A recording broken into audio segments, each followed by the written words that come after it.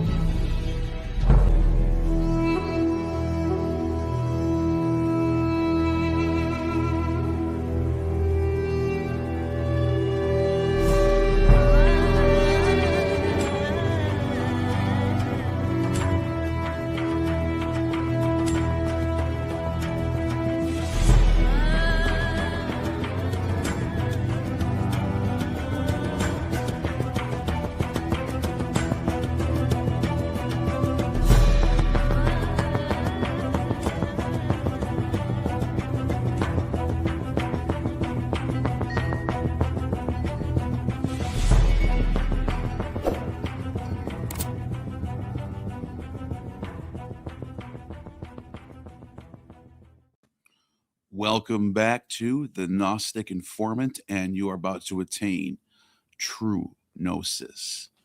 And today we're about to get into a topic relating to Jesus, but also the idea of Jesus, the idea of a Christ, of a Messiah. And there's something I noticed that this is where I get critical of academia big time.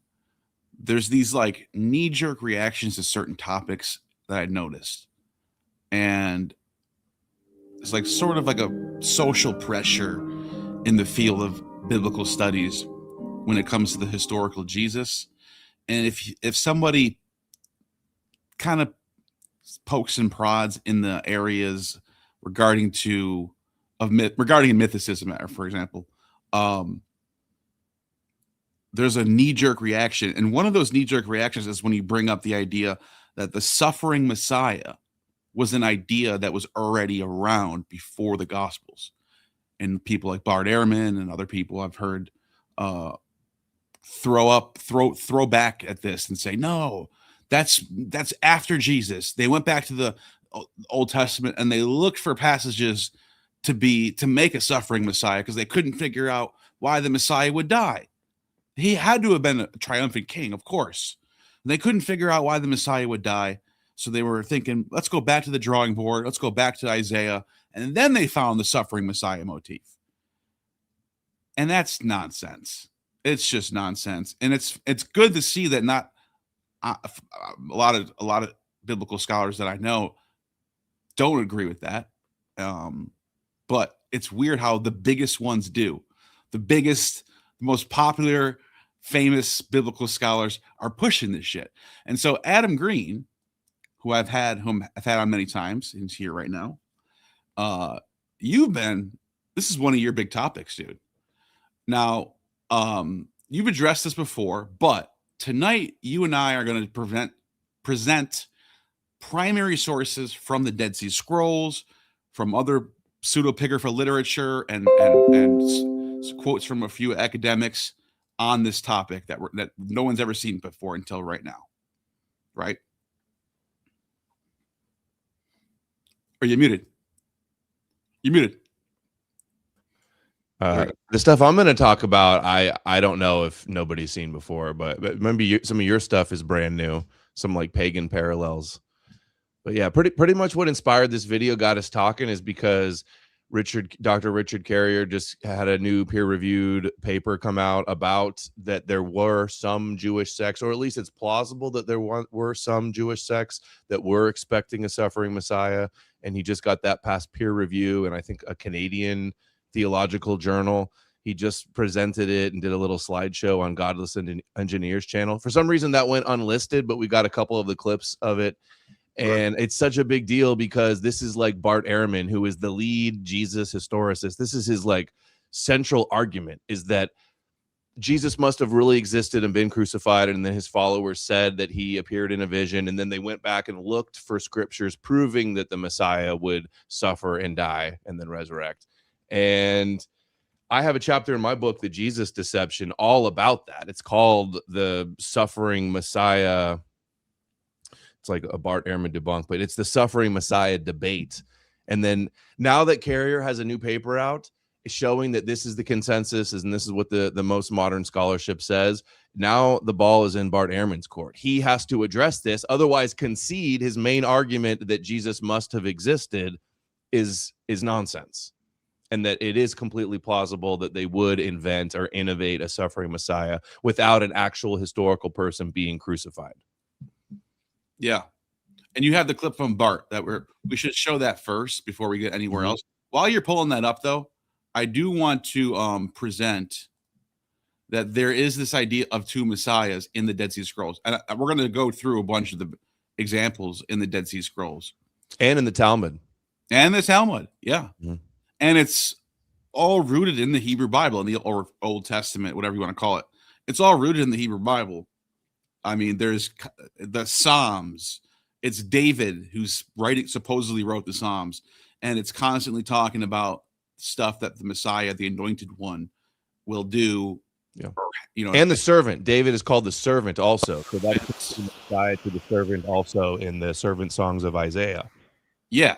So Qumran's two messiahs. You can see there's a whole bunch of scrolls that are listed where different types of messiahs are mentioned. The Prince of the Community is one of them. Teacher of Righteousness is another one. There seems to be two ideas of the Messiah. One of them is from the line of David. That's the most obvious one, the one everyone knows. Messiah ben David. And then in Zechariah, that's Zerubbabel. Zerubbabel is from the line of David. But it's interesting that Zechariah has also a high priest named Joshua, who is from the line of Aaron. And there's another Messiah ben Aaron motif. That's meaning the high priest, like a priestly Messiah and a kingly Messiah, which Jesus is kind of both combined.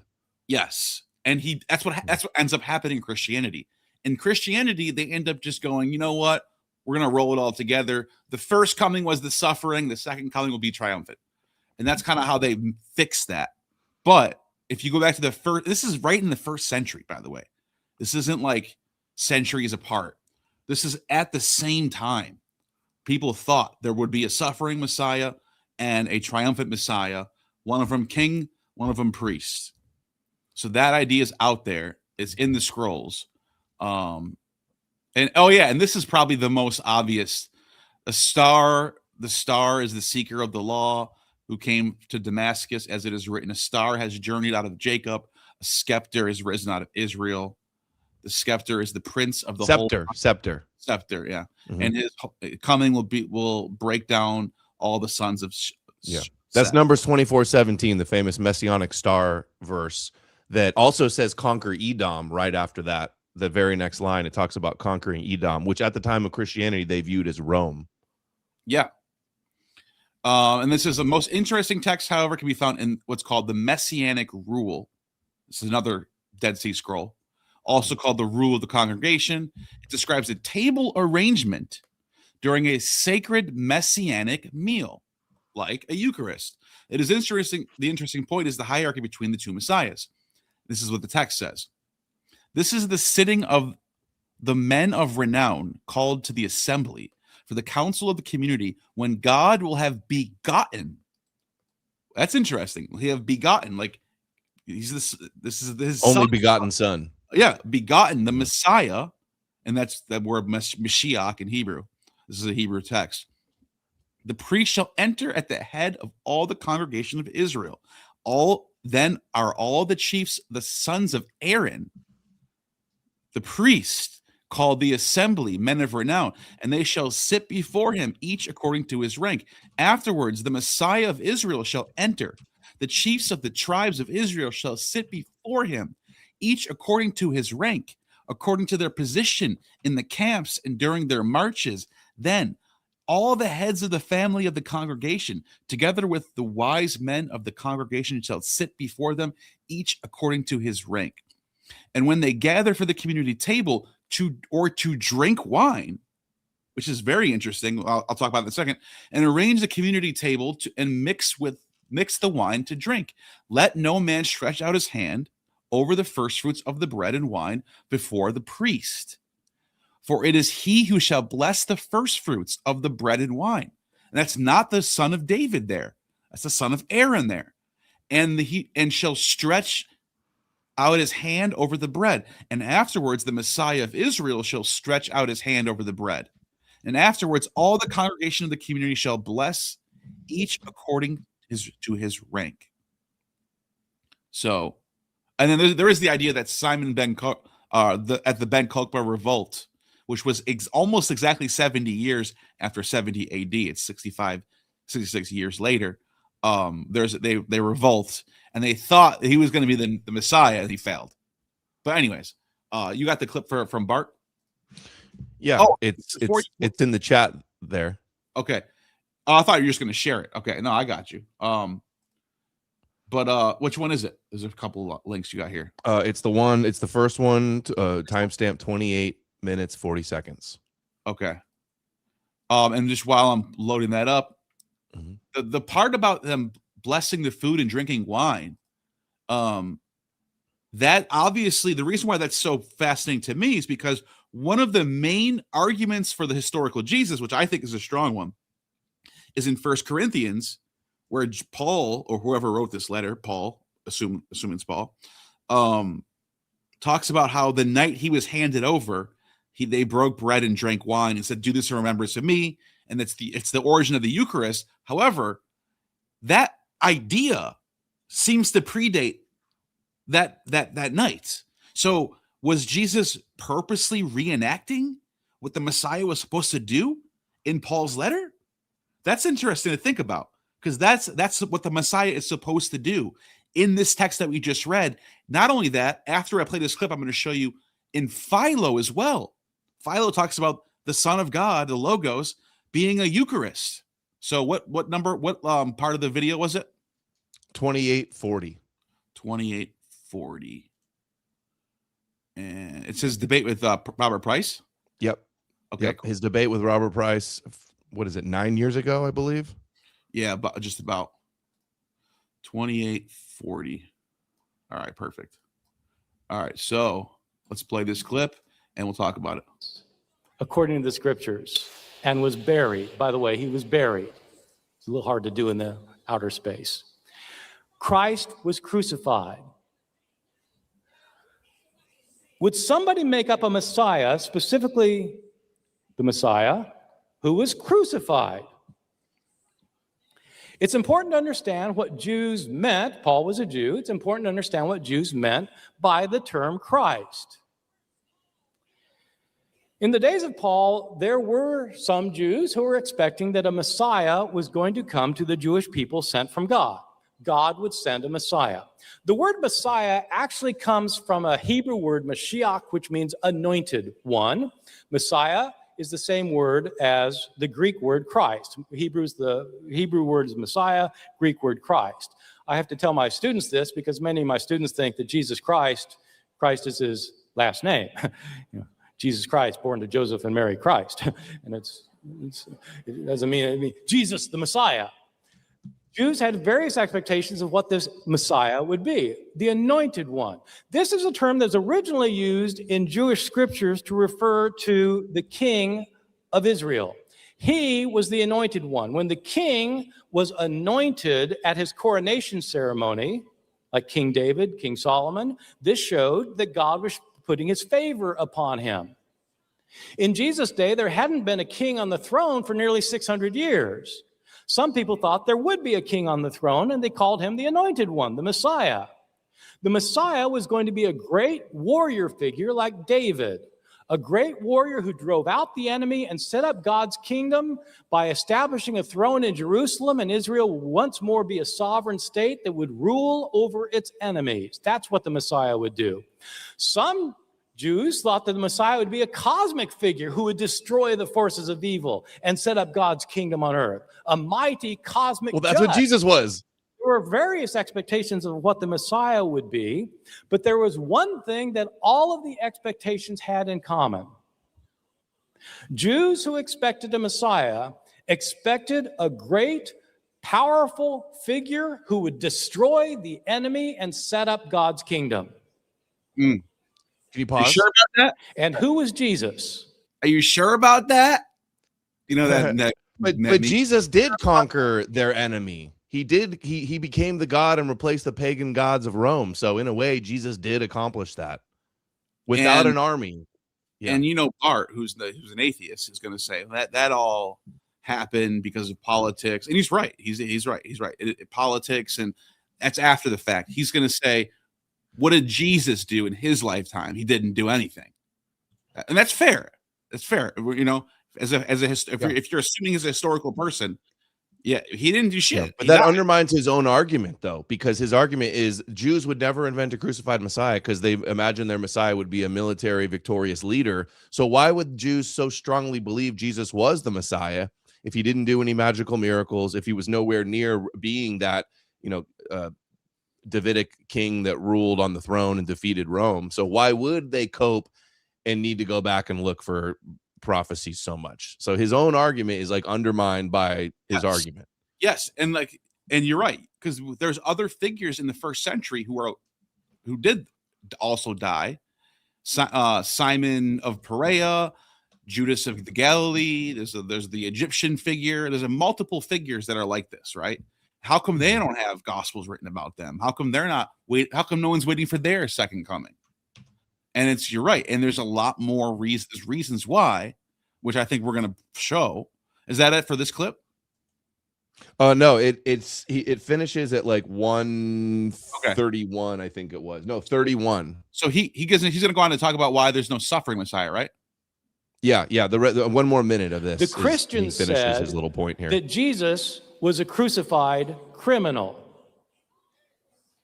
If you wanted to make up a story about the Messiah, would you make up the story that the Messiah had been crucified?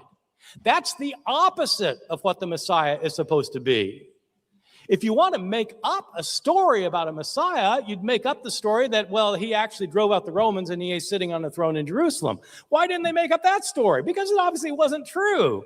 That is so silly, what he just said right there. Yeah, he just answered his own question. They couldn't make up a Messiah that won over Rome because Rome still destroyed Judea and was occupying them. You can't. So the only Messiah they could invent would be a little-known suffering Messiah that only appeared to That's what I'm a saying. handful of his followers in private.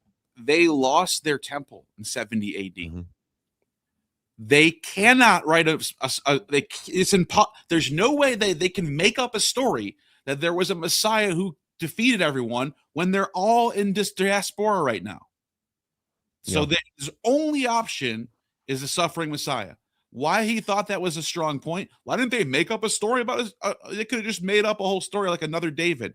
Yeah, but it's fake history. No one would buy into it. Everyone would just go, it didn't happen. But you can write a story about a guy who you never heard of this guy because he was just some random guy out in the wilderness with his 12 disciples. But he got killed and he did a lot of miracles, and no one really talked about it until now, but now I'm going to tell you about it. And he calls Jesus a criminal too. Like they didn't write him as a criminal. He died as a criminal in the story, He was but he innocent. was That's sinless and falsely accused. And Exactly. The whole point is that he's innocent. He is. And that's another thing, another reason why it didn't happen the way the Bible's saying, because they're presenting it as the sin offering, an atonement. An atonement has to be an unblemished or sinless, either unblemished lamb or goat or whatever, perfect, right? No blemishes. It can't. And then as a human, no sin, unblemished. right? And that's why Barabbas is the one who's like a real actual criminal, and they let him free. He's the scapegoat. So and the Psalms of Solomon, a pre-Christian text, calls the Messiah the pure from sin, and that he's a shepherd and he's the Davidic Messiah, and it says he's going to rule with the rod of his mouth, not with an army.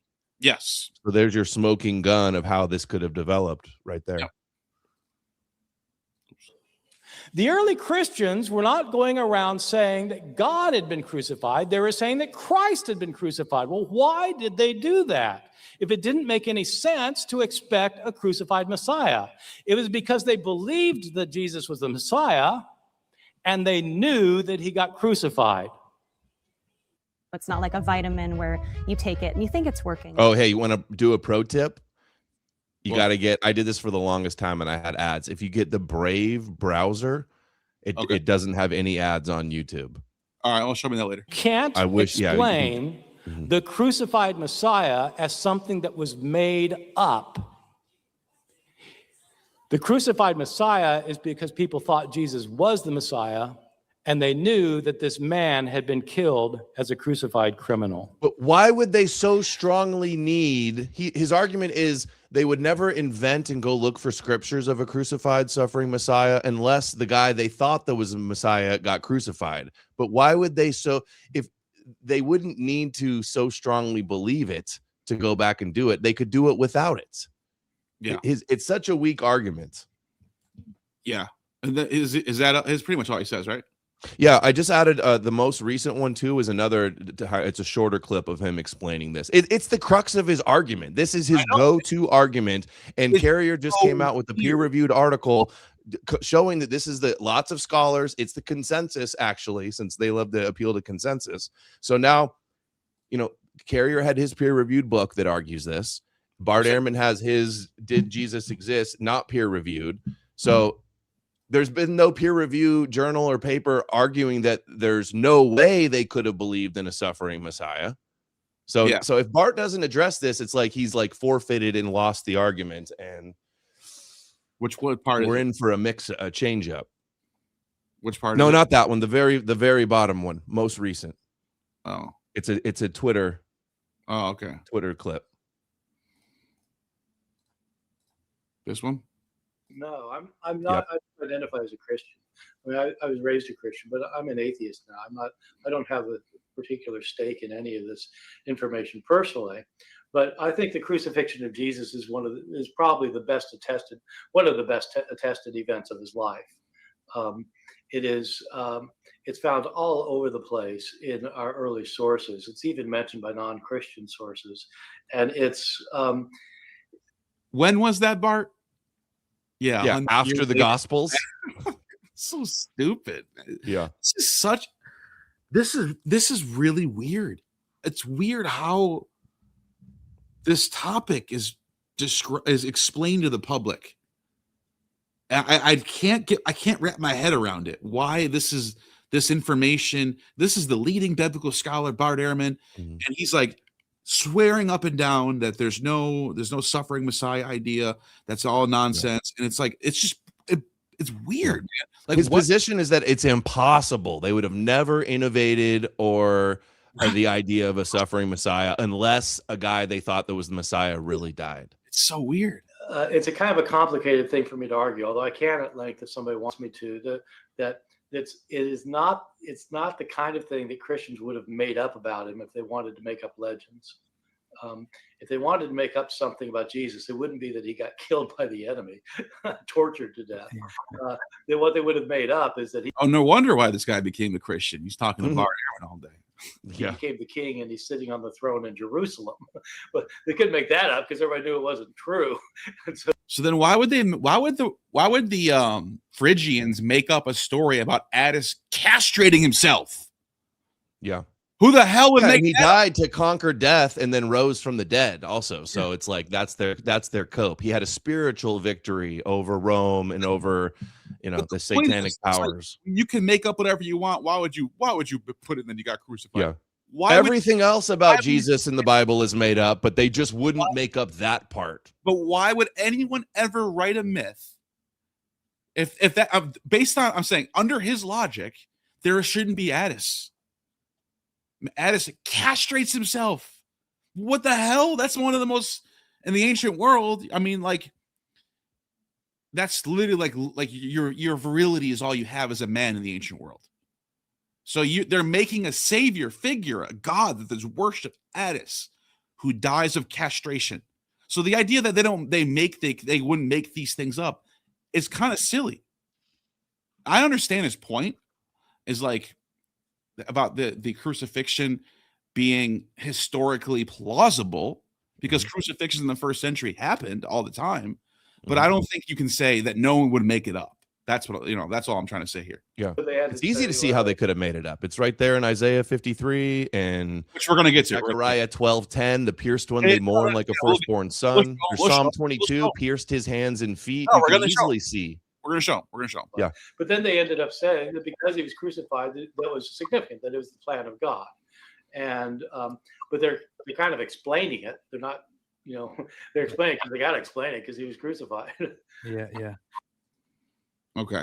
So he's basically just saying that no one would ever make this up. Yeah. That's the argument. And then, okay, so I don't know. Where do you want to start? I almost feel like we should start with the Old Testament before we Well, get can I read Boyer in from Yeah. the Jewish Gospels? Yeah, sure. What he says and- about the idea of Jews believing a suffering Messiah? I just remember one thing. I forgot to.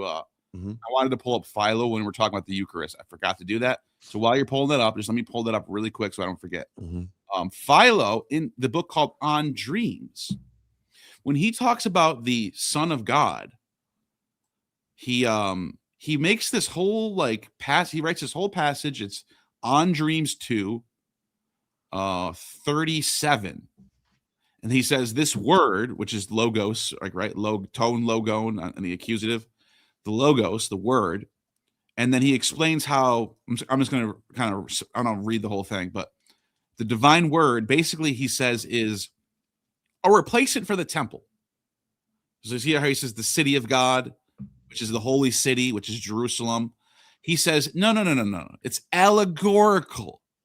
It's allegorical. The divine word is, and he says right here, he says, for God's city, which is Jerusalem, the temple, basically, is the name in one sense for the world. It's not just Jerusalem, it's the whole world. Philo's thinking way more grand with his Judaism than the average priest Pharisee is. Philo's thinking, screw Jerusalem. Let's go for Rome. That's what he's thinking in his mind. He says the whole world is going to be God's city.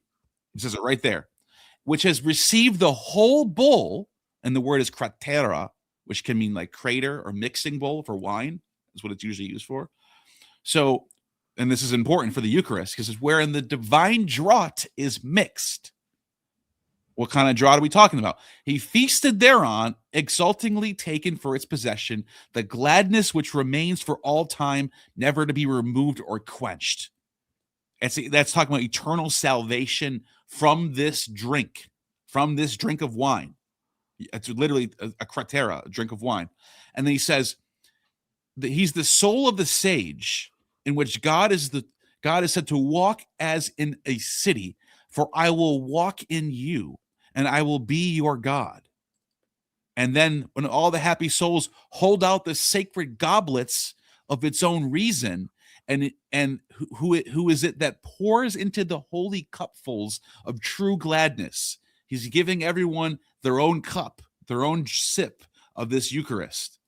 But the Logos, the word, the cupbearer of God, the master of the feast, who is none other than the draught. He is the cup, it says. And what is the cup? It's the Ambrosian drug. It's immortality. It's literally a Eucharist. And he is the Eucharist. That's what he's saying. And not only is he the Eucharist, he's replacing the temple. This is before the Gospels. He wrote this, guys, just so you know. A Jew writing in Greek before the Gospels. Anyways, go ahead. What does Boyarin say? Okay, so Ehrman in Did Jesus Exist? It's the crux of his whole argument is that they would never have invented a crucified Messiah. Now, here is Daniel Boyarin. He's the professor, the head of the Judaic studies at Berkeley University. He writes, to sum up this generally held view, Ehrman's argument, the theology of the suffering of the Messiah was an after-the-fact apologetic response to explain the suffering Jesus suffered, since he was deemed by Christians to be the Messiah. And then he says, this commonplace view, Bart Ehrman's position, has to be rejected completely. The notion of the humiliated and suffering Messiah was not at all alien within Judaism before Jesus, and it remained current among Jews well into the future following that. He also writes, the suffering Messiah is based in deeply rooted Jewish texts, early and late. What has allegedly been ascribed to Jesus after the fact is, in fact, a piece of entrenched messianic speculation and expectation that was current before the time of Jesus. That the Messiah would suffer and be humiliated was something Jews learned from a close reading of the biblical text, a close reading in precisely the style of classically rabbinic interpretation that has become known as midrash. Right. And then so the idea that like Jews wouldn't do midrash and innovate the idea of a suffering Messiah unless there was a real historical person is just nonsense. They're doing midrash and connecting all these different verses. You can see the development even in the book of Enoch, Parables of Enoch, chapter 48. It connects clearly the Son of Man with the servant of Isaiah 42 and 49 and the servant songs 42 to 53. And then also there's the Targum Jonathan, which is dated to around 1st century. So it's a Targum is an Aramaic translation with some like commentary sometimes mixed in. So Targum Jonathan on Isaiah 52 and 53 calls the servant there the Messiah. So clearly, if they're connecting this Messiah and believing that the servant, wherever the servant is mentioned in the Bible, is actually talking about the Messiah, well, you have the suffering servant that is pierced for the transgressions and dies in Isaiah. And Boyarin argues this too. It's right there. So the idea that they wouldn't have gone and done that midrash when they're doing tons of midrash and pesher in the Dead Sea Scrolls already. And we're going to cover also a clip from an old Dead Sea Scrolls documentary with top Dead Sea Scrolls scholars, James Tabor and is it Mike Wiseman, I think it is. And they talk about the pierced suffering Messiah scroll as well. We'll get to it at some point. Okay. I wanted to show. I'm trying to think of where to start with this. There's so much. We have so much to show here. Let's do this. Let's start with the Hebrew Bible and just show the roots of. All right, you know what? Screw it. I want to go right to the Dead Sea Scroll that I had in mind. This one right here is straight up like suffering Messiah all day. It's the Messiah. It's a Messiah scroll who complains about suffering. Like, okay, I've heard Dead Sea Scrolls scholars say that they don't think there's a suffering Messiah. That blew my mind when I saw that. And then he got another, as you pointed out, another Dead Sea Scrolls scholar debunked him, as you just pointed out. Right? That was talk because Kip Davis was the one who was saying who was agreeing with Bart Ehrman. Right? Yeah, probably. Was it Kip? Yeah, I wasn't someone else. I think it was Kip, but I don't know. Does he even do content anymore? I don't know. I haven't seen anything from him besides his poor attempt to try to debunk Carrier on this. John issue. And Carrier do a response to him. Yeah, it was. Yeah. Anyways, it doesn't matter who said it, but the point is, it got debunked.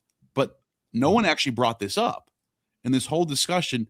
No one brought up this text right here. Where the hell did I put it? Is this it? No. Why did I what did I do to it? Not to mention the pagan idea of a dying and rising sun too, pre-Christian dying and rising gods. Yes. Or martyred, like righteous martyred suffering people. Also is a Jewish framework. Yep. Okay, so this is a text called the Self-Glorification Hymn. And it's in the Qumran literature. It's 1st century BC to 2nd century BC. So it's quite some time before the Gospels, quite some time. And I'm just going to strain out of the translation of it. He says, and this is the Messiah talking. The Messiah is talking. He says, I am reckoned with the angels. My dwelling is in the holy council. Who has been accounted despicable like me? Who has been despised like me? Who has been shunned by men like me? Right off the bat, what did we just hear? We're reckoned with Despised and shunned and rejected, just like Jesus rejected, was. shunned, despised, but he's Mhm. reckoned with he's angelic. He's a higher being. He's Mhm. sent by God, right? So he's a messianic angelic figure. And who compares me to enduring evil? Compares to my so this is all obviously fragmented. Compares to my teaching, for I sit in heaven. Who is like me among the angels? Who would cut me off when I open my mouth? Who could measure the flow of my lips? Who can associate with me in speech and thus compare with my judgment? For I am the beloved of the King, companion of the holy ones, and no one can accompany me. And to my glory, no one can compare. For I have my station with the angels and my glory with the sons of the King. Neither with the gold will I crown myself, nor with refined gold. Sing, beloved ones. And this author even points out, our fragment seems to bear some resemblance to a humbler description of the suffering servant of Isaiah 53. Yeah, the Wisdom of Solomon is also riffing on Isaiah 53, where it talks about the guy who calls himself the Son of God, who is condemned to a shameful death and is taunted before that death as well, linking it to Psalm 22. Yeah. And so yeah, I'm gonna pull that up right now and I'll share screen because that's open shut case. Yeah. And I wanted to just read one more thing from this text. I think it's this one where he says, in the priestly blessing, this is written by Schuler and Eschel published their conclusions regarding 4Q 424 and 4Q 47 respectively in the same volume, cross-referencing each other's comments and agreeing upon parallel nature of these texts. In this volume, as in her other articles on the subject, Eschel came to the conclusion that the speaker of the self-glorification hymn fits the image of the eschatological high priest, the Aaron Messiah, referred to in other Qumran texts. And she wrote, in the priestly blessing, 1QSB, let me just read this super chat real quick. Was that your music? I wasn't sure if that was mine. A 99-cent super chat. Wouldn't it have made everything a lot easier and simple if Jesus would have resurrected in the front of Caesar? What a great way to get the message out there, right? That would have been great. No, he only appeared to his select few followers in private revelations. You're just gonna have to take their word for it. We don't have their faith account. that they're telling the truth. We don't even have their accounts. We have the guy who met them after, who wasn't there. That's who wrote it down. Yeah, isn't that great? Mm-hmm. Yeah, thank you for the super chat, Grandpa 10. Hope he should have gone on a victory tour. If it really was real, God would not be hiding. We wouldn't be arguing about what God wanted. We would know. He would know. He would be smart enough to clearly, with clarity, tell everybody what he wants and that he exists. We wouldn't be arguing. It wouldn't be based on faith. Jesus would have statues all over the world. He would have gone to Pilate and Caesar and the Pharisees and the temple and everything. So yeah, but that's to argue against a Christian, not against a secular historicist. Yeah.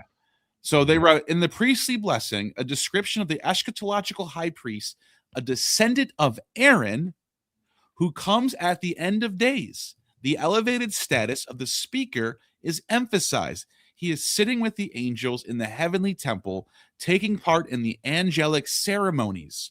In addition, his teaching is described as a light which illuminates the world with knowledge.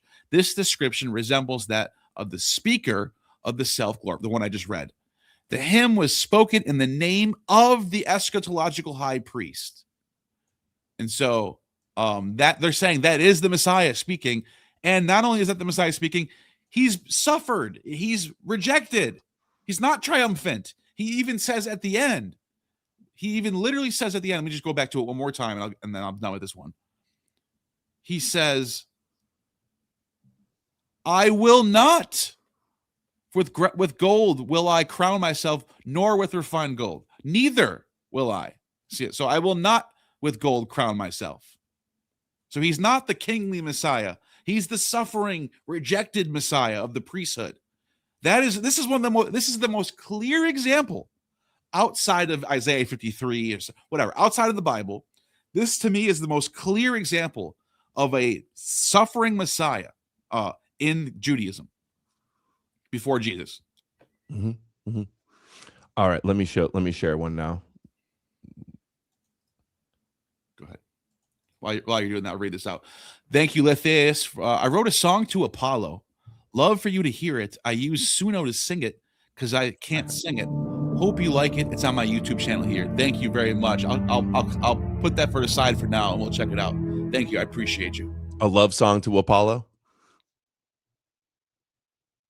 What is that keeps playing? Is that your intro? Like when you switch screens, it pops on automatically or something? No, Smiley it's my face emoji. super chat. Oh. Okay, so this is Wisdom of Solomon. So pre-Christian, Alexander, scholars believe it was written in Alexandria in Greek in the original. So, and it's riffing. Derek actually did a good. I heard Carrier say this before, that scholars believe that this is a riff on the suffering servant of Isaiah 53. And one of Derek's documentaries he did a few months ago list a few of these scholars that were arguing for that. But look at what it says. So Ehrman says the Jews had no concept of a suffering Messiah. Well, what about this righteous man who reproaches the Jews for sins against the law? He professes to have knowledge of God and calls himself a child of the Lord. He boasts that God is his father, and they say, let us see if his words are true, and let us test what will happen at the end of his life.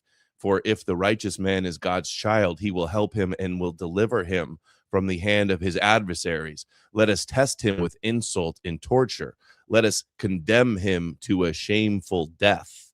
And that's clearly a reference to Psalm 22, which is a deeply messianic verse that interpreted by Christians that they use to create the passion narrative.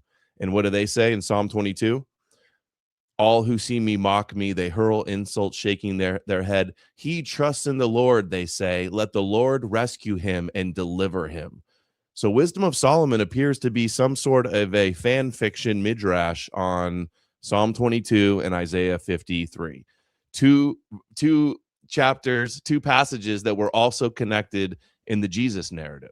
And if I can share another cross reference to what you just said. Mm-hmm. Now, this is if you want to put the Dead Sea Scrolls aside for a second, and maybe Bart's just saying in the Old Testament, there's no suffering Messiah motif in the Old Testament. It's all picked through Isaiah later. Yeah. Wrong. Lamentations 4 verse 20 literally says, the breath of our this should be the spirit, by the way, because it's got the pneuma and it's got the ruach over here. So this should be the spirit of the anointed, right? The Messiah or the Christos. There's your Messiah, Messiah right there. Messiah right there. There's your Christos right there. So the anointed or the Christ of Jehovah was taken in their pits, of whom we said, under his shadow we shall live amongst the nations. Let me just pull this up real quick. At Rajanawald has dropped $5 super chat.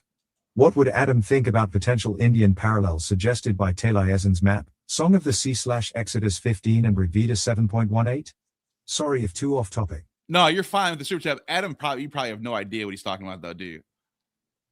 Any other pagan ideas could have been in the Library of Alexandria when they were forming the Torah and the Old Testament. So that could have trickled down into Christianity, but I don't think, it's kind of irrelevant to me too. If, is there some Eastern religion influenced in here? It's an interesting question, but it's a little bit irrelevant to like the big picture. Yeah, no, you know how I feel about that. I think Taliesin's map is on point with that stuff. But I should have him back on pretty soon. So thank you for this. Jesus was a Buddha. Jesus was the Buddha. Jesus was a Rasta. Yeah.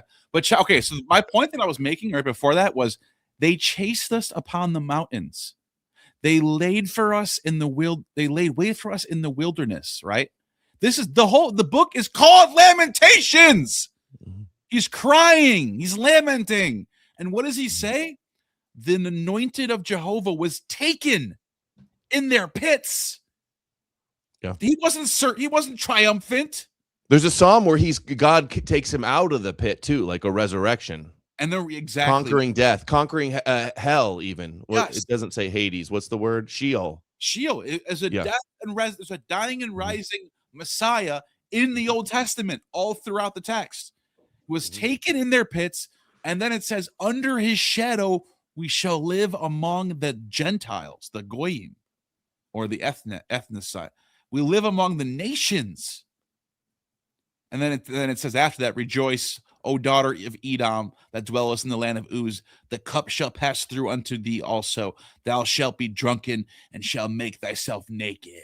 Well, Jesus gave, or Paul gave the cup to the Romans and the Gentiles. That is a very Eucharist to the parallel. Gentiles. That is a very interesting parallel. It makes you And they're wonder- drunk on Jesus. The Goyim are drunk on Jesus. That's a fact. That's a very interesting parallel. They're addicted to their Jesus junkies, addicted to the Jesus juice. And that's another thing is a lot of these Messiah references that are pre-Christian have a lot to do with breaking bread and drinking wine for some reason, as the one I already showed you. But like the main takeaway here is this Messiah, whether it's the Greek Christos or the Hebrew Messiah or anointed, whatever you want to call it, in Lamentations, it doesn't matter what version you read, the Messiah is not successful. He fails. He dies. We can end the video right now if you wanted to. Bart Ehrman, go home. You're done. You lost. Oh, he's so cooked, dude. He's going to have to concede this too. He can't ignore this. It's like he's the leading expert of that Jesus is a real person. There's all these peer-reviewed books and papers now arguing against his main argument. If he doesn't address this in good faith, it's over. He's cooked. He's the last, like, Jesus historical Jesus is hanging on by a thread by the appeal to Bart Ehrman. I hate to tell you this. I hate to tell you this, but that's not true. No one cares. He'll still write books. He'll still sell courses. He'll still get all the praise, and the historical Jesus is still going to be the main. It's not going anywhere. Mythicism is not going to grow. It's not happening. I think it will. I don't know. The new generation of scholars like Dan McClellan and Wes Huff, and I don't know if they're gonna hold the wall. Staunch historicists. You know me. I'm not a mythicist. I think I give it a coin flip. That's what I say. He might have existed. He might have not. I don't know. To me, he could have. Just curious. Well, he could have existed. My whole point is he still could exist, and then all this stuff later, as I'm pointing out right now, can be attributed to him. Agnostic. Alexander the Jesus historical agnostic. Yeah, Alexander the Great's a real person. When they wrote his biography, they wrote a bunch of mythology onto it. And same as Caesar. They have stories of his birth. Zeus coming in the form of a serpent to impregnate his mother. Both Caesar and Augustus and Alexander had that same birth narrative. Doesn't mean they didn't exist. So my whole thing I'm saying is they're not even like me. They can't even give it that. They can't even give it airtime. I'm giving it airtime right now, and I think there's a good chance that you're right. By the way, blasphemy. But blasphemy. They will never even do that. They will. They talk about it like it's flat Earth shit. Yeah. You know what I mean? The last time Ehrman debated this was Price, who didn't do a very good job. I just rewatched it the other day, like 10 years ago. 10 years ago. And it's just they treat this subject like it's totally off. You might as well think the Earth is flat to say Jesus didn't exist, which I think is crazy and it's weird. It makes you wonder, why is that the case? And the reason why it's weird, they're gaslighting. 100 years ago, or not even 50, 60 years ago, this was popular in scholarship in academia, in German scholarship, and French scholarship, English, here in America too. Not as much. We're a little more on the Christian, evangelical wave over here. But there was academics in the early 20th century, late 19th century, who really thought Jesus probably didn't exist. Yeah, Arthur Drews and Bruno Bauer, and then It was the consensus, basically. yeah, not then until Jesus Puzzle Earl Doherty Yeah. did like the heavenly Jesus theory. Yeah, it was more of just a classical, this is just Mhm. made up. Mhm. But all of a sudden, at some point, right around the middle of the 20th century, all of a sudden it was off limits to talk about Jesus as a mythological figure. He's a real person. He was a great sage too. You ever Mhm. notice that? Like all of a sudden, there's like that's the everyone says that now. Bart Ehrman will say that. I think he was a great teacher. Bart Ehrman's writing a book right now. I don't know if it's finished or not, but I've seen snippets of it because he talks about it. The whole point of the book is how great of a person Jesus was and how he changed the world. His ideas transformed the world.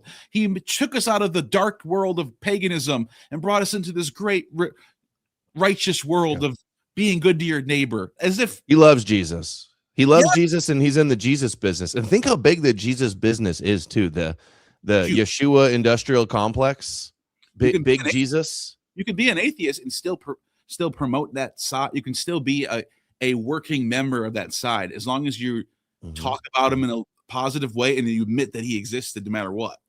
Right. Can you go back to my share screen real quick? I want to show something else. Okay, so if there were some sects of Jews, not all, they're not universal. There's many different sects, so many we don't even know. Mystical, messianic, midrashic Jews. So we have Apocalypse of Baruch 72. It says, "My servant, the Messiah." So they were associating the servant with David and the Messiah. And then we have here chapter 48 in the book of Enoch, which is also pre-Christian, where they say the Son of Man, the head of days, that he was just like Jesus before the sun and the signs were created and the stars of the heaven were made. He was named before the Lord of spirits. So a pre-existent angel, just like Jesus, the staff to the righteous, he shall be the light to the Gentiles. So where it mentions the light to the Gentiles is the servant figure in Isaiah 42 and 49. And the original context was talking about the people of Israel, and the Jews still today think they're the light to the nations, to bring knowledge of Hashem to the nations. But and they'll do this too. Bart Ehrman will say, and Tovia Singer, same argument. They'll say, well, Isaiah 52, the servant there, or 53 and 52, that's talking about the Israelites. That's talking about the Jews, the people of Israel. But there was also Jews that were reading them mystically, esoterically, that were ignoring the context and reinterpreting them however they wanted to connect in their midrashes. So the Son of Man of Daniel 7 connected to the figure who is the light to the Gentiles, which is the servant in Isaiah 42 and 49, also related to 42 and 49, all who dwell on earth shall fall down before and worship him. That's what it says in 42, 49, and in as the Son of Man. And he has been chosen and hidden before him before the creation of the world. What does Paul say in the epistles? That he's the hidden Messiah. He's hidden. It's God mysteries. It's God's mystery. Before time began, God's mystery, right? Before the creation of the world, exactly like that. And he's been revealed to the holy, like the apostles, like Peter and James and Paul, Cephas. So we also have the Apocalypse of Baruch calling the Messiah the servant. We've got Targum Jonathan calling the Messiah the servant. And then we have here the Son of Man and the servant being associated. So it's clear you don't need a historical figure to die to see how the innovation and the conception that the servant is the Messiah. And then right there, Isaiah 53, there's the pierced Messiah. It's in Dead Sea Scrolls copies, it says pierced, not just wounded, for the transgressions, for the sins, and that he dies, but then he lives, prolongs his days, which is kind of entails that there would be a resurrection, or he'd be brought back to life. And resurrection was an extremely common central idea to Second Temple Judaism, that there's going to be a resurrection of the dead in some, apocalyptic time frame. So much evidence converging that it's completely plausible that some Jews were expecting a suffering Messiah. So Bart Ehrman is cooked on this. I don't know what he's gonna do. If he's gonna acknowledge, if he acknowledges this, then like his whole house of cards is gonna come crumbling down, I think. Yeah, and let's do the Dead Sea Scrolls now, the Pierce Messiah scroll too. Can we go to that clip? Yeah, you have that one? Yep. Here. Oh, right. I also forgot second address. So it says, "For my son, the Messiah." Look at X and get rid of that bottom at left, so we can see the whole thing. Oh, sorry. It just "For bothers my me. son, the Messiah, shall be revealed with those who are with him, and those who remain shall rejoice 400 years. After these years, my son, the Messiah, shall die." So again, a dying Messiah. That's the Son of God. Damn. And this isn't conclusive because maybe Christians interpolated with this and tampered with it. But it seems like some, early because this one's second century tradition of a dying Messiah also, because it doesn't exactly line up with Jesus like they tampered it. This is dated exactly right around the time of the Gospels, late first century. So it says, "My Messiah shall be revealed with those who are with him, and those who remain shall rejoice 100 years, rejoice 400 years. And after these years, my son, the Messiah, shall die, and all who draw human breath." So why is this so crazy?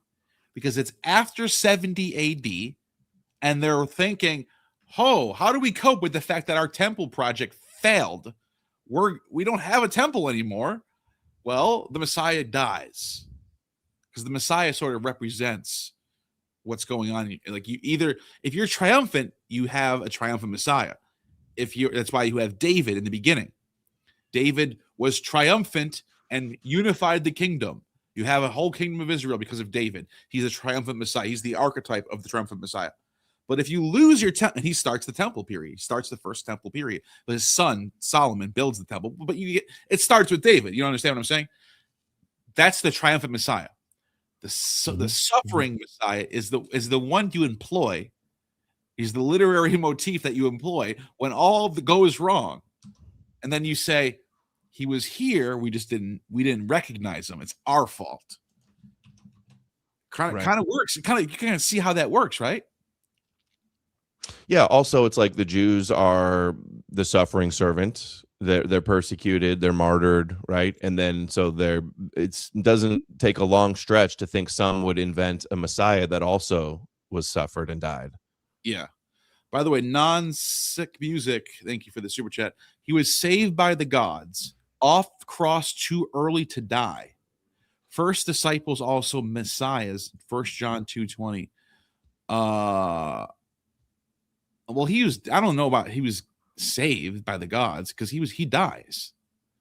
So I mean, that's what the text says. Like Mark 15 it says he breathed his last, and then it says off the cross too early to. This is like a weird like Muslim conspiracy that he didn't die on the cross. Like it's all. I'm arguing it's all a myth. And then it says clearly a midrash. Pilate Whether asked, he existed or not, they're doing midrash. Pilate was Isaiah 53 and Psalm 22. Pilate was surprised to hear that he was already dead. That's it. He's dead. They would. It's not like this is not a real historical document where we can look at it and go, well, maybe this historian's wrong and he was alive. No. This is a story that this guy is writing, and he dies in the story. Like it's like you can't sit there and go, well, what's a show where a character dies? Oh, in Game of Thrones, when Peter Baelish dies in season 7, I think he survived and went to Pentos. No, he died. The show shows you he's dead. Like this is it. Like he's dead. Jesus dies. That's a fact. Dude, Ehrman makes that argument, dude. No joke. On page 173 of Did Jesus Exist? I have it quoted in my book. He says, he couldn't have been killed if he didn't live, as if mythical figures can't die. Isn't that crazy? That is nuts, dude. Yeah, that is absolutely crazy. He does another argument like that too. He goes like, well, if Jesus didn't exist, James, his brother, would have said something. Like that doesn't make any sense at all. If he didn't existed and James and the first Christians thought of him as some mythical heavenly figure, he's not going to like say, hey guys, he didn't exist. especially later on when the historicist proto-orthodoxy sect took over. They wouldn't have left something like that in. But some really flawed logic. Ehrman knows a lot, but then again, he was like a lifelong Christian into his adult life and went to school training to be like a pastor, educated by Christian apologists at Moody Bible Institute and Wheaton College and Princeton Theological Seminary. And you can tell he's still like kind of is like part Thinks of like a Christian apologist. No, not even that. I'm trying to say he's still like pushed by the strong majority of biblical scholars who are affiliated with churches, who are mostly like this is a reality that I learned of engaging with biblical scholarship. Most of the people in this field are Jewish or Christian, and there's a lot of atheist scholars, but they're not the majority. Or I shouldn't say atheists. I should say there's a lot of non-religious scholars, agnostic, just random, like they don't believe in Jesus or Yahweh. But I'd they're say not it's a minority. There may still be a few, but it's still a minority. Most people that go to school to be biblical scholars are Christians. That's what I just said. That's what I said. Yeah. Okay. The non-religious are the minority. They're not the majority. Mm-hmm. The religious are the majority. They dominate the space, dude. Mm-hmm. Their ideas are they're publishing papers about Jesus and resurrection and stuff. This is not a scientific field. It's not. It's it's just not like it's. I'm not saying that the methodology is not there, or that you can't be scientific about biblical. You can't treat biblical scholarship in a scientific way. But I'm saying that people driving this, in my experience, this is my experience. This is what I'm seeing. This is what I'm noticing. Does that make sense? Yeah. I heard the music. How come the music keeps playing? Do you know what's going on? Super chats. I just told you that. Oh, okay. That's a Non-SBCH_sick dropped $4.99 super chat. Crucifixion needs 12 hours to die and he was on 6. Earthquake was weapon of the gods to save him. Look at Vaizoki Dakani mural. It says anyone can write anything. Exactly. Anyone can write anything. So we don't. This is like Amin Hillman type of theories. No, Muslim theories. He escaped the cross. No. It was a body double. It says he was stabbed by the centurion. What verse is that? Jesus stabbed with a spear. Verse. That's your piercing. John 19:31. Let's pull that up. John 19. It says, therefore, the preparation day, the body should not come on the Sabbath. If the Jews, then the soldiers came and broke off the legs of the first and the other who was crucified. And they came to Jesus and saw that he was already dead. They did not break his legs, but one of the soldiers pierced his side with a spear, and blood and water came out. Yeah, you honestly think he survived that? Blood and water gushing out of his side, and he just survived that? And he's been on the cross for 6 hours. So he's dead, dude. And there's no like limit. There's no like, oh, it's going to take exactly 12 hours. Some people die in 4 hours. Some people die in 12, 15 hours. Depends. But the point is, it's made up anyway. It's a story. We don't know what happened. We just know what they're writing down 40, 50, 60 years later. And they're all saying he died. We can't then read, we can't do like investigative read between the lines. Oh, the text says he was only on the cross 6 hours, therefore he lived. No, because you have to either the author's correct and he died, or he's not correct, and then you can't use the 6 hour bullshit anymore. This is like the inverse of like Case for Christ logic, where he goes you can't cherry pick parts that you like and then say anyone can write anything. No, you're the one using this source. You're the one taking the source seriously, not me. Just saying. Thank you for the super chat, though. I appreciate you. And I appreciate the conversation anyway. But yeah, so what was the next one we're gonna bring up? Oh, Secrets of the Scrolls. It's the latest YouTube link there, and we're gonna go to 1 hour 42 minutes. Okay. To see a young James Tabor. I think we're all for understanding. You know, if there's a Jewish text that talks of a slain Messiah, let's talk about that. If there's a this text or that text. I think we're in an age where everything should become open. You're open-minded. There should be indeed. just absolute discussions of all these things. Now, my gosh, with stuff like this coming up, this is dynamite. This is going to shake people up on all sides. I sometimes start my opening class in Christian origins at the university by saying, was Jesus a Christian or a Jew? Okay, go to 1 hour, 45 minutes now. Okay. Was Jesus a Christian or a Jew? That's funny. Right here? 1 hour, 45. And especially as the next line throws a little more light on it. Uvim cholalot yatzaveh kohen, and with piercings a priest shall give order. And we don't know what followed after. Again, it's broken. Piercings, as in they shall look upon me whom they've pierced. That's right. They shall look upon him whom they have pierced. Is that Emmanuel Tov? Or that's Eisman? No, that's Eisman. And it's the same. No, that's not Eisenman. It's Michael Wise. No, I'm talking about the guy with the glasses. No? Oh, no. It's some like Messianic Jewish guy. Okay. Hebrew word. So it seems to be that this text is bringing together quotations from various portions of the book of Isaiah and applying them to a figure. Yeah, but this author trusted Isaiah to the degree that he's reiterating this prophecy, applying it to a messianic figure of the time. And it's very interesting, too, that he appears to be referring to Isaiah 53 because we don't have evidence in general that that very important chapter of the Hebrew Bible was understood messianically among the Jews at the time of Jesus, apart from this text. Of course, the early Christians from the very beginning understood that text to refer to Jesus. So they had a messianic understanding of that portion of Isaiah. But scholars have always said, well, did the Jews, other than those who became the early Christians, have this understanding? And our evidence has always said that the majority of the Jews, the only evidence we really had, suggested that the Jews thought the chapter didn't refer to an individual, but rather to the nation of Israel as the suffering servant. That's usually the answer if one is trying to... That's an important thing to put out there right now, is that in the original context of Isaiah, the suffering servant is Israel. Mm-hmm. But what we're showing, so people might say, so what? That's it. It's over. No, because then, and after centuries go by, now people are looking at that and they're trying to apply it to modern shit. It gets reapplied. Yeah, just like in Kabbalah Judaism, there's 4 levels of interpretation of the Torah. And then the 4th level, the Sod, the secrets, they can find the hidden mysteries inside by connecting them midrashically to other things to like learn God's mysteries.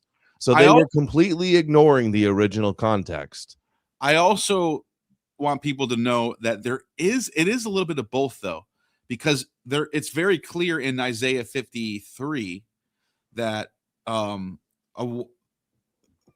anointed will be pierced, right? Mm-hmm. And pierced for their transgressions or whatever. And we know there's a figure in that time period who the author was writing about. And it's backdating itself, obviously. But the figure that's supposed to be around in Isaiah's time, or a little bit after Isaiah's time, because it's trying to be, he's trying to be before, he's trying to make it a prophet. He's trying to say he can see this coming, right? So it's like 100 years before. And the figure is King Josiah. And if you look up King Josiah, how did King Josiah die? He was pierced with arrows, and he was surrounded by all of his enemies. He was surrounded by the Assyrians, the Egyptians, and the Hittites, and they all surrounded him, the Babylonians, and they killed him. So he's surrounded by a pack of lions, dogs surround me, they pierced my hands and feet. It all happened to King Josiah, but then it gets reapplied to Jesus centuries later. So there's Targum Jonathan has the servant of Isaiah 52 and 53 is called the Messiah. So that is one Jewish tradition that said that. There's 2 Baruch, 2nd Baruch also says the servant is the Messiah. And the Talmud in 2 places talks about a suffering Messiah. One is in Sukkah 52b, I believe it is. It talks about Zechariah 12:10, the pierced one, that's called the Messiah, son of Joseph, that dies. And then there's one in Sanhedrin 97 or 98 that is referenced. It's a rabbi says they're talking about the name of the Messiah or what the Messiah will do, and it references Isaiah 53 as if that's talking about the Messiah. So that's why Boyarin says like Jews were just fine before and after interpreting the servant of Isaiah 53 to be about the Messiah. Yep, makes sense. passage to be Christological to a Jew. He says, my rabbi said that's the nation of Israel, that's God's servant. But evidently what you're saying is the people that wrote these scrolls thought this applied to a man, not a nation. That's right. That's right. And it should be emphasized that this is one way of interpreting the scroll. Scholars are going to be writing about this scroll and many others for many years. There's very little that's absolutely straightforward as we study these materials. Am I completely crazy? Doesn't Bart Ehrman also say, "Oh, nobody thought of Isaiah as a messianic"? Yep. Yeah. Nobody interpreted that to be about the Messiah. And then when he gets asked about Boyarin, I think it was Godless Engineer had on Ehrman and asked, he just said, he's wrong. He's wrong. He's wrong. That was his whole argument. Okay, how is he wrong, though? Look at these two gentlemen. You can tell are some high level. The one dude's reading the Hebrew off the fucking scroll. Like, these dudes know what they're talking about, obviously. Dude, I read Eisenman and Michael Wise's book on the Dead Sea Scrolls. I quote it in my book. It's good. But they're both saying this is about an individual. This is about an individual Messiah. They're both saying that. So, what were you saying? Go ahead. Like, you good? At live years dropped $2 super chat. My question, why not just BRK his LGS like the others? Why not? Because the Passover lamb can't have any broken, or sacrificial animals can't have any broken bones or blemishes. That's why. Oh, I never even thought about that, actually. Yeah, it's no bones broken in Jesus because he has to be the perfect sinless sacrifice. Yeah, and the blood and water thing. What does that have to do again? It has something to do with like the way the preparation of the animal with oil and how it's prepared. Anyways, but yes, everything that's happening in the scene where the time he meets the pilot and the time he's on the cross is all allegorical for Yom Kippur and I guess Passover as well. So they take the Passover, which is the Passover meal, which is the Eucharist, and then they combine it with Yom Kippur, which is Leviticus 16. Leviticus 16 talks about one of the animals that's perfect and unblemished is lit up in a burnt offering. And then the other animal, the Azazel, is let free. So that's what's happening with Jesus. He's the perfect unblemished lamb, and Barabbas is the. Anyways, I think I already said that, but yes, you made a good point there. To say that this is one of the great finds of modern times, that people are going to talk about our century as the time the Dead Sea Scrolls came out. I don't believe that's an exaggeration at all. I'm so excited. I don't know how to tell you. And I think that's the end of that clip. Pretty sure. Let me read another highlight from Daniel Boyarin's The Jewish Gospels. He says, the suffering Messiah who atones for our sins was a familiar idea throughout the history of the Jewish religion, even long after there was truly a separation from Christianity. This is the important part. The idea of a suffering Messiah is present in ancient, medieval, and early modern Judaism. The suffering Messiah is part and parcel of the Jewish tradition from antiquity to modernity. And we now know that many Jewish authorities, maybe even most until nearly the modern period, have read Isaiah 53 as being about the Messiah. Until the last few centuries, the allegorical reading was a minority position. All right, we should get into Isaiah then, I guess, since we've been talking about it so much. Right before I get into the text of Isaiah, I do want to just pull up one more. Well, actually, we got to super chat real quick, but I want to pull up one more screen that I had saved with the Qumran stuff, Messianic motifs. At Science dropped $5 super chat. Great to be here with all you Jew lovers. Thank you for the super chat. Appreciate you. Yes, I guess we all are Jew lovers here. Thank you. No, we're not Christians, actually. Yeah. That's true too. Literary motifs, the son of titles. So this is put together by this is just an article on Livius. I like Livius. This is a pretty decent website in my opinion.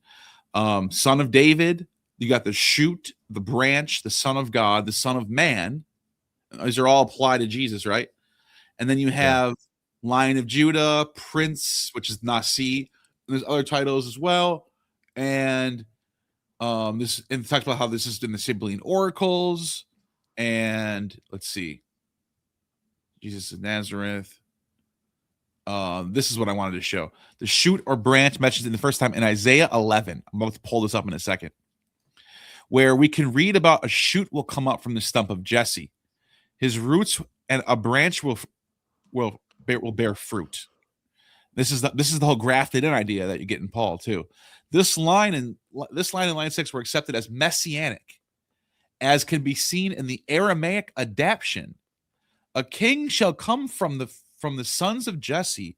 The Messiah shall be exalted from the son of his sons. In the days of the Messiah of Israel shall peace increase in the land, and the wolf shall dwell with the lamb, and the leopard shall lie down with the kid, and the calf and the lion and the fatling together, and the suckling child will lead them. By the way, this is actually found in pagan sources as well, in Virgil's Eclogues, which I'll pull up in a minute, but this is from Targum Isaiah. And this person wrote down, this is from Dead Sea Scrolls, commentary on Isaiah, 1st century BC. The interpretation of the matter concerns the branch of David, who will appear at the end of days to save Israel and to exterminate his enemies. God will sustain him with a mighty spirit, and God will give him a throne of glory, a holy crown.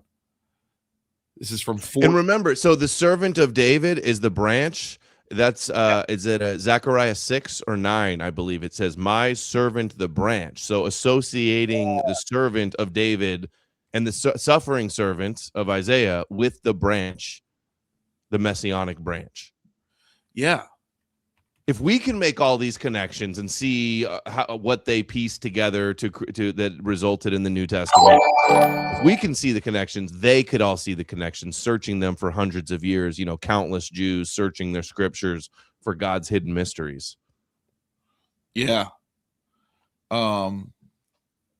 Where's this the wolf thing I wanted to find in Virgil?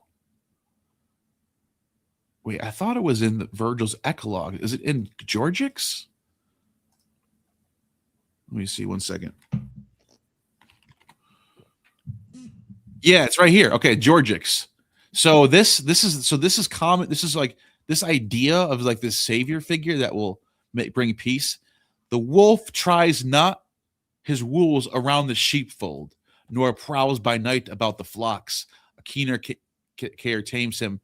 Timorous deer and shy stags now stray among the hounds and among the houses.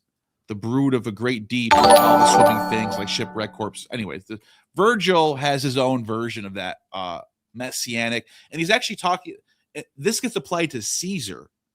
Caesar is the child. It's Caesar Augustus, I should say, and then he's the savior, the savior that's going to come and save the world. Anyways, I'm just showing you how that's kind of a little bit off topic, but. Back to this one real quick, the son of thing. It says from Malachi 4:2 and Joel 2:28, after this there shall arise from you a star from Jacob, and a man shall arise from my posterity like the son of righteousness, walking with the sons of men in gladness and righteousness, and in him will be found no sin. In him will be found no sin. And the heavens will be opened up to pour out the Spirit as a blessing of the Holy Father, and he will pour out the Spirit of grace on you, and you shall be sons in truth, and you will walk in his first and final decrees. This is the shoot of God Most High. This is the fountain of life for all humanity. Then he will illumine the scepter of my kingdom. From your roots will arise the shoot, and through it will rise the rod of righteousness for the nations, to judge and save all that call on the Lord. Look at this. A final remark should be made about the title Natsorios or Nazarenos that was given to Jesus in the Gospels, which were written in Greek. This may mean that Jesus was a Nazir, someone who took a special vow. However, it is linguistically impossible to change the second syllable zir into zor or zar. A better explanation is that it's a rendering of netzer, root. You love that, don't you? You love that. Yeah, he will be called a Nazarene. He will be called the branch. It's an basically. interesting. I don't think he was a real figure from Nazareth. I think that's Netzer, a reference to that he's the stump of Jesse. He's the shoot in the branch. And another explanation of that could be because James Tabor, when I was talking to him, I think we're actually when I was with him, Israel. Yeah, well, people know I was in Israel. Well, I was trying to think if I was talking about this when I was with him in there, or probably if we talked about this on my podcast. I think it was. I don't know. I don't remember. But he said he thinks Nazareth is named after Netzer. Mm-hmm. So you would have to choose him because you want the Messiah to be from Bethlehem. That's supposed to be David's from Bethlehem. He's going to be born in Bethlehem. But Netzer is the branch. So you go Nazareth, the branch, and makes it like it just makes it more interesting. And Galilee, because Isaiah 9 says Galilee of the nations also. So he's out of Egypt from Hosea 5:2. He's born in Bethlehem, like the Davidic Messiah is supposed to be. He's also the Netzer, the branch from Nazareth. Yeah. Okay. By the way, if anyone's wondering who's James Tabor, he's the guy that was just in that video. Dead Sea Scroll scholar, Jesus Dynasty author. This guy right here. So just so I was in Israel with this guy. Did you know that? Yeah. That's James Tabor right here. Anyways, he thinks the Nazareth was named after the branch, which I'm about to show you right now in Isaiah. Without further ado, let's go to Isaiah. So I actually want to start on Isaiah 11. This is so huge, in my opinion, in this topic because it starts up. Why didn't it go to Isaiah 11? So here we go. The shoot will spring from the stem of Jesse, and a branch from his roots will bear fruit. Now, you and I have talked about this. It's not in the Greek. So a lot of people will go, so it's the Christian Old Testament is the Septuagint. It's the Greek. So you can't use the Hebrew. You can't use it. It's not there. So ritses is branch is shoot. Ritses, right? But I reject that. I think that the authors of the New Testament, not only were they going to the Greek for their official text to draw from and quote from, I think they also were familiar with the Hebrew. I do. And they give some clues. There are some clues to that. I'm going to show you. Number one, the one we just mentioned right here, this word right here, Netzer. That's the word Netzer. That's the word branch. And I think they could have possibly knew about this. That's a possibility. I'm actually throwing that out there as a possibility. Why he's from Nazareth? Maybe he really was from Nazareth. Maybe there's a really guy. Or maybe they're creating a figure from the city that's based on the name branch. And that would fulfill Isaiah 11:1. Right? That's another possibility. So then it says the Spirit of the Lord will rest on him, the Spirit of wisdom and understanding, the Spirit of counsel and strength, the Spirit of knowledge and fear of the Lord. So he has the pneuma, right? Or the ruach. That's all right. Nothing crazy yet. And he will delight in the fear of the Lord. He will not judge what his eyes, making decisions with righteousness, blah, blah, blah, blah, blah. There's all a bunch of stuff about this stuff. And then it says right here, the leopard will lie down with the young goat, the calf and the young lion. We already heard that verse, right? We already saw that. And on that day, the nations will resort to the root of Jesse. So this is like saying this guy will go out to the nations, or the where is the that's 10 in NIV. It says, well, verse 9, for the earth will be filled with the knowledge of the Lord as the waters cover the sea. And then verse 10, in that day the root of Jesse will stand as a banner for the peoples. The nations will rally to him, and his resting place will be. So he will raise a banner for the nations, meaning the nations will like go to him, follow under his banner that he leads. Which is in Hebrew, you know this word? For banner? No, for nations. Oh, goyim. Yeah, right there. Goyim. So he's gonna rally the goyim. It says it right there in their text. You guys are the Christians that want to be these goyim. You're the ones who want to do it. So my hat's off to you. You goyim, you love it. They want to be sheep. If you want to be a sheep, don't get mad if they call you cattle in the Talmud. It's so weird to me. Anyways, so then it says he will lift up a flag for the nations. He will lift up a flag. I'm not kidding. It actually says he will lift up a flag to. And actually says 2, not 4. Lamech means 2. I guess it means 2 or 4. I'm sorry, it's 2 or 4. To the nations, to the goyim. And he will lift a flag to the goyim. It says it's so silly when you say it that way, isn't it? Mm-hmm. All right. So then it talks about what he's going to do. He will destroy the tongue of the sea of Egypt. He will wave his hand over the Euphrates River. He will be a highway from Assyria to the remnant of his people who will be left, just as it was for Israel on the day they came out of Egypt. Now, this is what I really wanted to show you tonight. This is how many people are watching this right now? We got a nice little crowd. Let's see. We got 820 and a couple more on Twitter. This is something I ran into last night. I decided to do this live because of this. Isaiah 12. He says, then you will say, I will give thanks to you, Lord, or Yahweh, which is the Hebrew. Thanks to you, Yahweh, Kurios in the Septuagint. Thanks to you, for all you were angry with me, your anger is turned away, you comfort me. Behold, God is my salvation. Guess what it says? Well, let's say, what does it say in the Greek? Theos mu soter, God is my salvation. But what does the Hebrew say? No, I'm not joking. It says El, God, is Yeshua. God is Yeshua. Did you know that, Adam? Yeah. And yeah, then, it says that elsewhere too. I think it's in Zechariah also. Let me pull it up. I'll show you. You're going to love this. It says it 2 more times in this passage. Right here, it says, for the Lord God is my strength, and he has become, this is the translation, he has become my salvation. Right? So it says in the Greek, Kai egenatoi moi es soterion.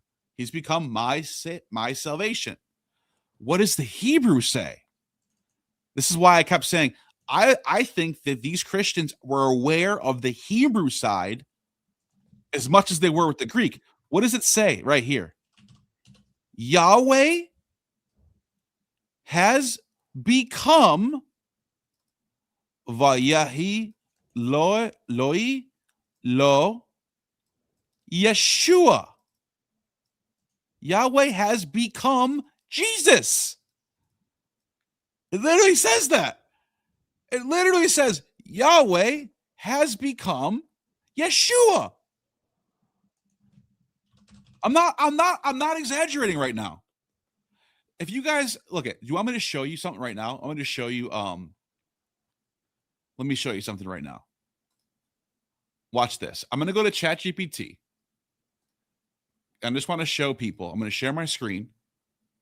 I haven't even tried this yet. I'm just going to try this for the first time. Maybe I fail, maybe I don't. So we're going to go to Gemini, and I'm going to say, translate this Hebrew, but transliterate Yahweh and Yeshua. Boom. Look at Yahweh has become my Yeshua. That's the translation of Isaiah. Are you seeing this? I'm looking for something else right now, but yeah, you told me about this earlier. Yeah, Yehoshua, Yahweh's salvation. No. You said Yehoshua. Yeshua. Joshua. The official way to spell Jesus' name with the short, not the Yehoshua, Yeshua. So it literally, this is from, so just in case anyone's wondering, what do you just do? This text right here, Adam, that translates to Yahweh has become my Yeshua. You think I just made this up? What a coincidence that Mary named him Jesus, and it means Yahweh's salvation. Yeah, this is right. So if you ignore the Greek for a second, because everyone wants to go to the Greek because the Septuagint is the Old Testament. And I get that. That's the Old Testament for Christians. This is the Christian Bible. But if you just ignore the Greek for a second and just go to the Hebrew, it actually says Yahweh will become, and it's possessive because it's got the lo in the front of it, Yeshua. It will become my Jesus. Yahweh will become Jesus. And look at this right here. Therefore, you will joyously draw water from the springs of, guess what it says? Jesus. Yeshua. And in Zechariah 6 and 9 also, it talks about where Philo talks about the Logos there. There's a Joshua also. So if they're inventing a mythical Jesus and trying to figure out his name, there it is, what you just showed, or in Zechariah. Wait, hold on 1 second. I'm gonna let me just, can you see my screen? Can you see what I just shared? Yeah. Okay. I did the same with this verse right here. And I just said translate the text, but transliterate. So I'm asking AI, don't break down the word Yahweh and don't break down the word Yeshua. Leave that as, just transliterate it. And you get, this is what you get. With joy, you will draw water from the springs of Yeshua. That's in the fucking Hebrew, dude.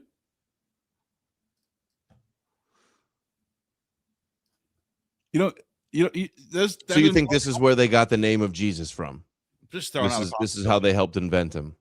I mean, it's in the text. I didn't add this in there. I didn't make this up. It's right there in the messianic, in Isaiah. This is a messianic text, right?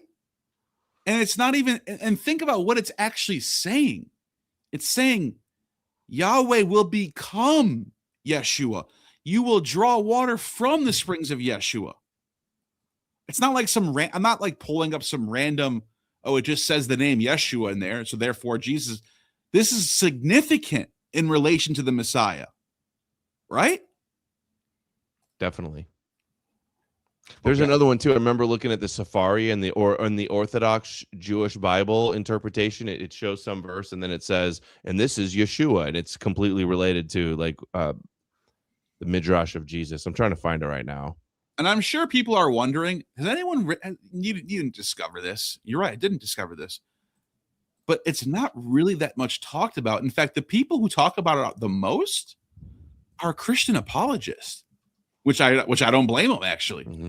So this guy right here named Brennan Breed, workingpreacher.com, obviously a Christian apologist, he talks about this. He said, look, Isaiah 12, 2-6. He says, look at this.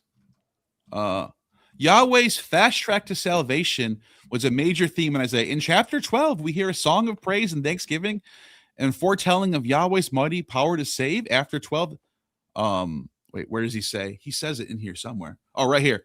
The author asks us to behold, or why is my mouse not working? See that the presence of God is indeed salvation itself. Isaiah 12:2. It's one I just read. This is not lost on a reader of Isaiah who can understand Hebrew. By the way, this guy's absolutely correct, this Christian. Yeah, Isaiah's name literally means Yahweh. That's true too. Yeah, Isaiah is another way. It's another way of writing out Yahweh's salvation. This is incidentally related to Jesus' name, salvation. This confidence leads to, and this is another thing. The word salvation in Hebrew is Yeshua. So this is obviously the go-to name for a Messiah. And then I don't know if you remember me telling you last time we talked, in Greek, when you translate the word Jesus or Yeshua into Jesus in Greek, it almost brings up a new theological importance in the root of the word Ye in Jesus, which means to heal. So in Greek, Jesus means like healer. That's what it means. And what is he doing in the story? He's going around healing everybody. You know? Mm-hmm. And being the salvation. His name is Yahweh's salvation, and he is their salvation. That's what I'm saying. He's constantly healing people. He's salvation. He's living up to the name that he has in the story. At Science dropped $5 super chat. Guys, you isn't real. None of this is real. Yeah, but you know what is real? Billions of people on the planet right now. That's real. Who believe in this stuff, who use it on a daily basis to inform their policies. So we got to deal with it.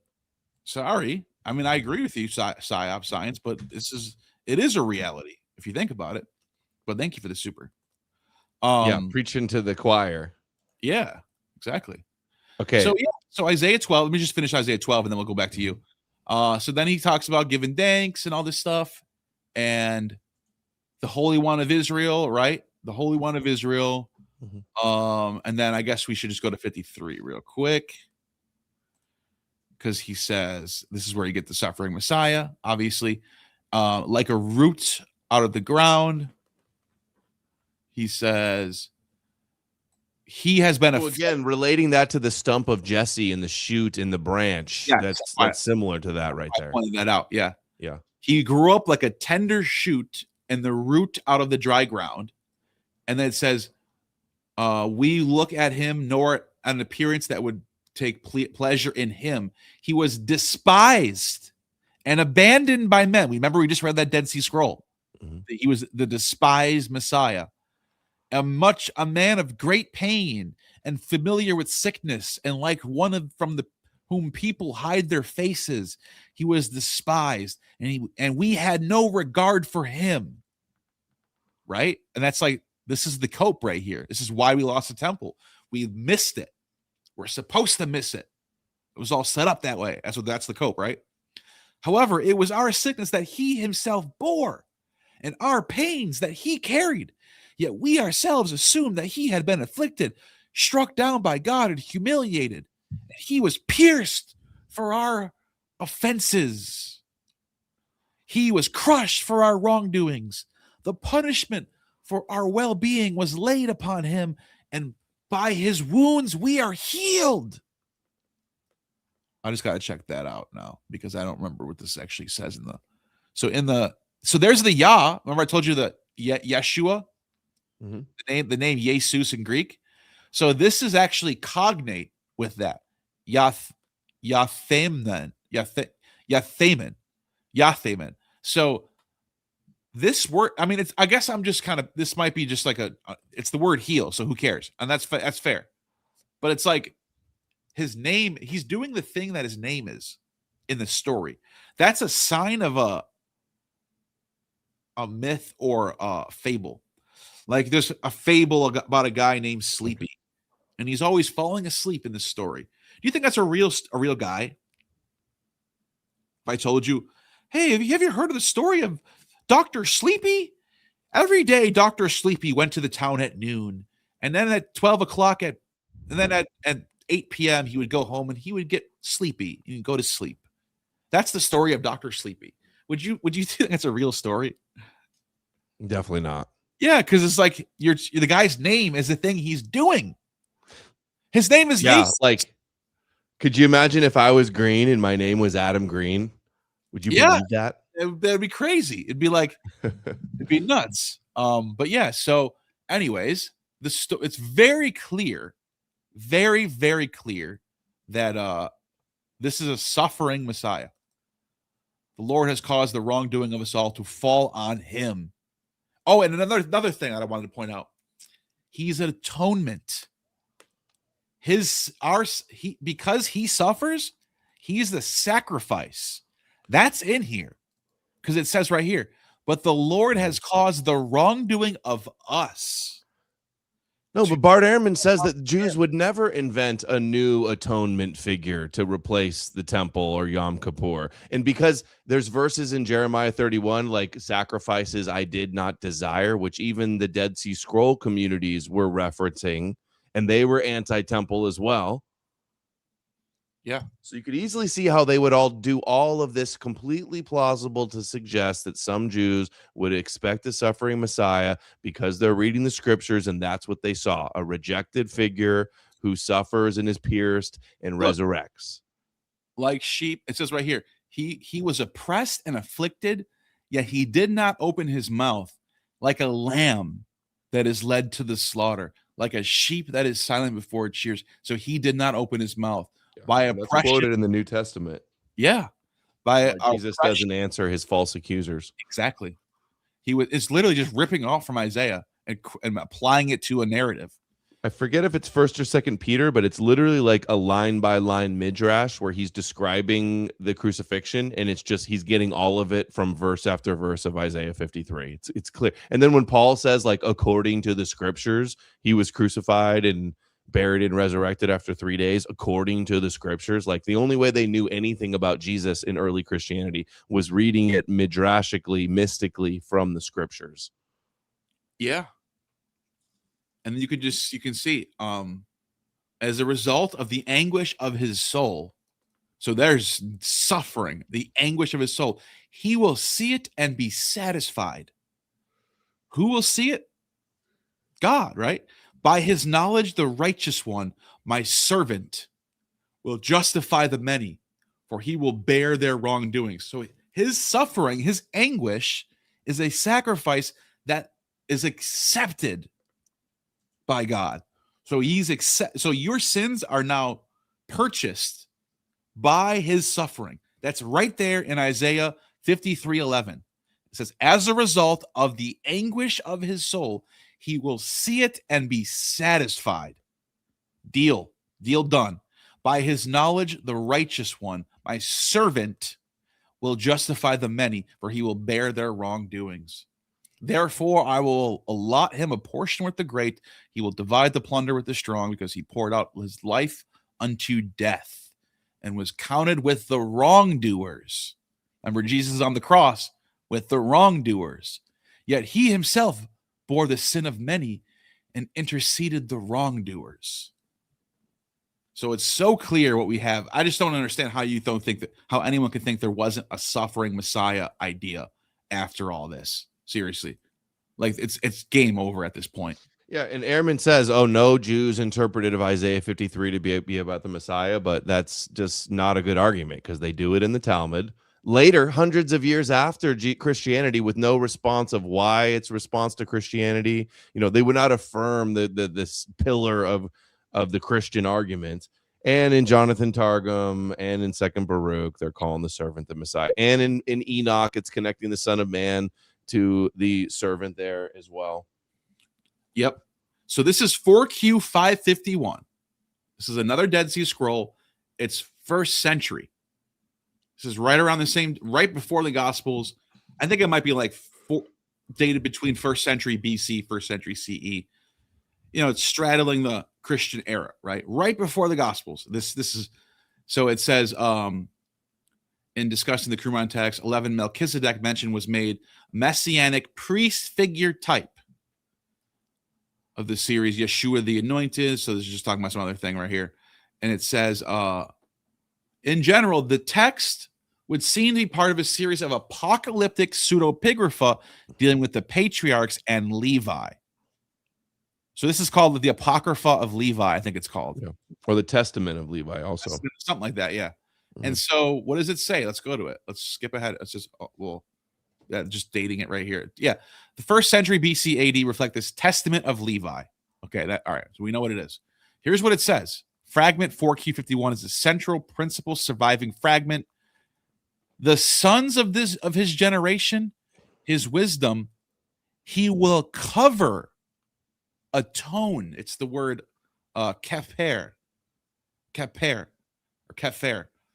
He will atone over all the sons of his generation, and he will be sent to all the sons of his people. His utterance is like the utterance of the heavens, and his teaching is according to the will of God. His eternal sun will shine, and his fire will burn in all the ends of the earth, and darkness will shine. Now, you might be like, where's the suffering? That doesn't sound like suffering. It sounds like he's the chosen savior and everything's fine. No, he will atone. That is the suffering. What do you have to do to atone for his sins? You have to be a sacrifice. What's the only way to atone for sins in Judaism? The Day of Atonement, Yom Kippur. Exactly, a sacrifice. So this is very subtly, if you don't know the theology enough, you might miss it. But as soon as you see that word right there, oh, he's going to die. That's what's going to happen. He's dead. He's going to be the sacrifice. He's the fucking lamb, dude, going to slaughter. That's all it takes is one word, and this whole thing goes from triumphant to suffering. Mm-hmm. Yeah, and the Jesus Barabbas story is obviously just a retelling of the Yom Kippur goats. Yeah, and look, it says right here, it's the words in line 2, the 10th Jubilee will correspond with the Day of Atonement, and there will in the time in which to atone or cover over the sons of light and the men of the lot of Melchizedek. Isn't that interesting? He becomes the new Melchizedek in the book of Hebrews. Yep. So and that's what Hebrews describes him as. Hebrews describes him as a atonement or replacement for the temple. It's literally doing what's in this text right here. I think. Yeah, and it's arguing against animal sacrifices in the new covenant, Jeremiah 31. Yeah. He's the new perfect heavenly sacrifice in the tabernacle. That's a copy of the temple that's on earth, the one not made with human hands. That's where all of this with Jesus is taking place in Hebrews. Yep. Like Melchizedek, this figure stands and speaks in God's place. With such powerful effect that darkness will vanish from the earth and cloudiness from the dry land. Yet at the same time, unlike Melchizedek, the figure does not bring about the final redemption. Rather, things in the world will actually get worse in his time. What happened to the Jews? Everything got worse in Jesus' time.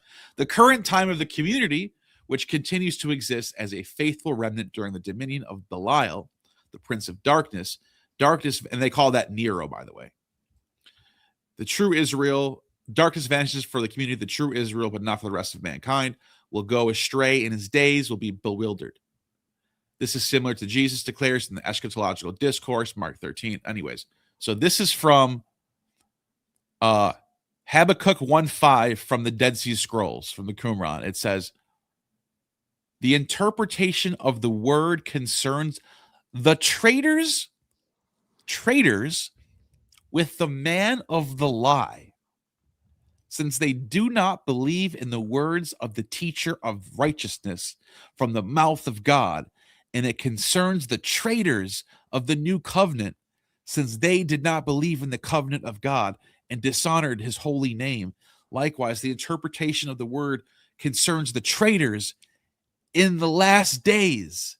They are violators of the covenant, who will not believe when they hear all that is going to happen to the final generation from the mouth of the priests whom God has placed within the community to foretell the fulfillment of all the words of his servants, the prophets, by the means of whom God has declared all that is going to happen to his people, Israel.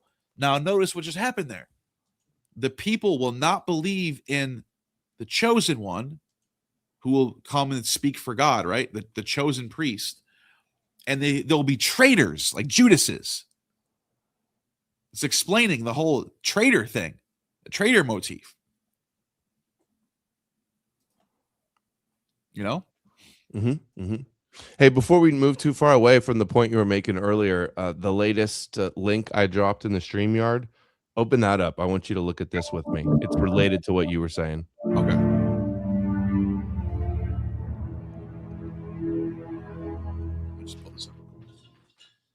Sonics dropped $5 super chat. Everyone should buy a copy of The Jesus Deception, a mystical midrashic myth.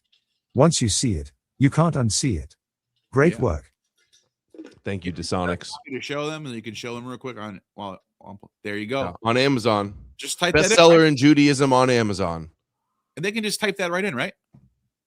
Yeah, I think so. Yeah, cool. Type in. Unless they're screwing me at Amazon. I'm shadow banned all over the internet. Yeah. Neil. Thank you for that super chat to Sonic. Okay, so look at this. This is something as soon as you were mentioning to me about the Yeshua stuff earlier, this is what popped in my head. I just found it. I was looking for it during the stream. I remember it from years ago. Look at the bottom there on verse 8 where it says, notice, see that note, it says, notice that in the previous verse, no, a little bit further towards the end, the previous verse, the Moshiach is depicted as a new Yehoshua. Whoa. What? So that's talking about verse 8. It says, this is Jewish. Thus said Hashem in my time. So the Messiah is called Yehoshua. Wait. I thought that the Christian cope was that you're not allowed to say the name Jesus because Jews hate it and they cringe at it. You're telling me that they believe in the Messiah named Jesus? This is the notes in the Orthodox Jewish Study Bible saying right there, the Messiah's name is Yehoshua. He will become a new Yehoshua, which is also his namesake. Yehoshua Tzmak Shmo. I love that name. Yeah. So this is Isaiah 49 in the Orthodox Jewish Study Bible translation. Wow. And what is this dated to? Yeshua or Yeshaya? What is this? I'm not sure when they did. You mean when was the translation done? That's what it's dated No, to? what is this? What does this mean? Isaiah. Oh, it's Isaiah. Okay, that's how they spell it. So. Okay. Yeah. That's a weird spelling of Isaiah. Yeshaya. Yeah, that's in Hebrew. Yeah, but that's not how you say Isaiah's name in Hebrew, I don't think. Isaiah. Yeah, that's Isaiah. Isaiah in Hebrew is Yeshayahu. Yeshayahu. Yeshayahu, yeah. I guess it's close enough. Yeah. Okay. Yeah, but it's just weird. It says, notice that in the previous verse, the Moshiach is depicted as a new Yehoshua. That's crazy. So what I'm noticing is that all the New Testament is, all the Gospels are, just forget about the epistles for a second. All the 4 Gospels are, or I guess mainly the first 3 Gospels are just taking Isaiah and just writing a narrative out of it.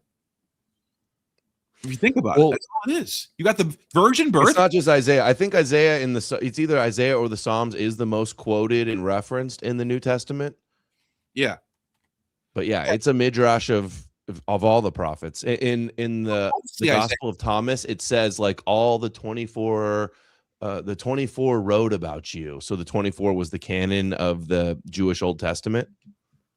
Yeah. The Tanakh at one point.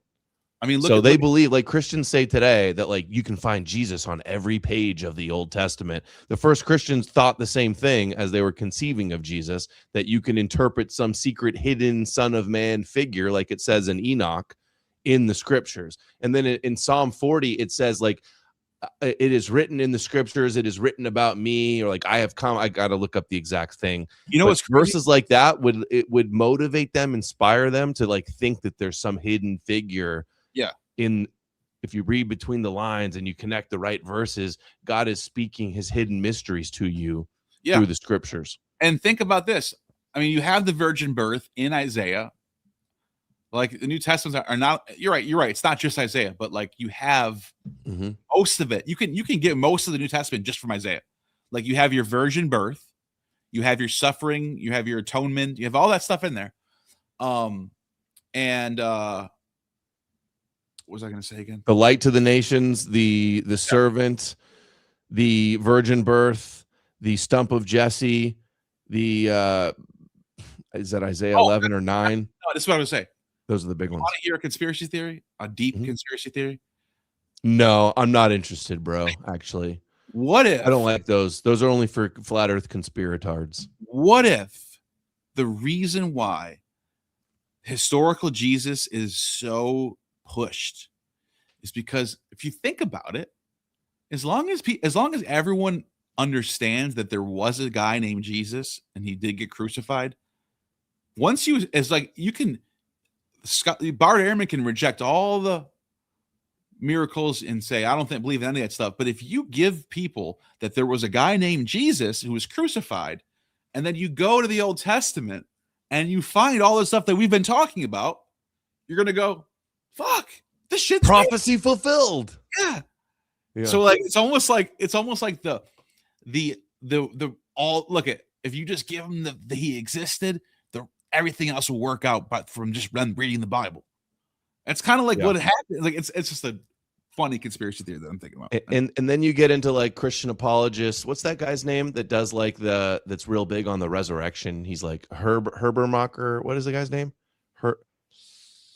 Yeah, forgetting, you're talking about. I'm forgetting that he's a little overweight. What's that guy's name?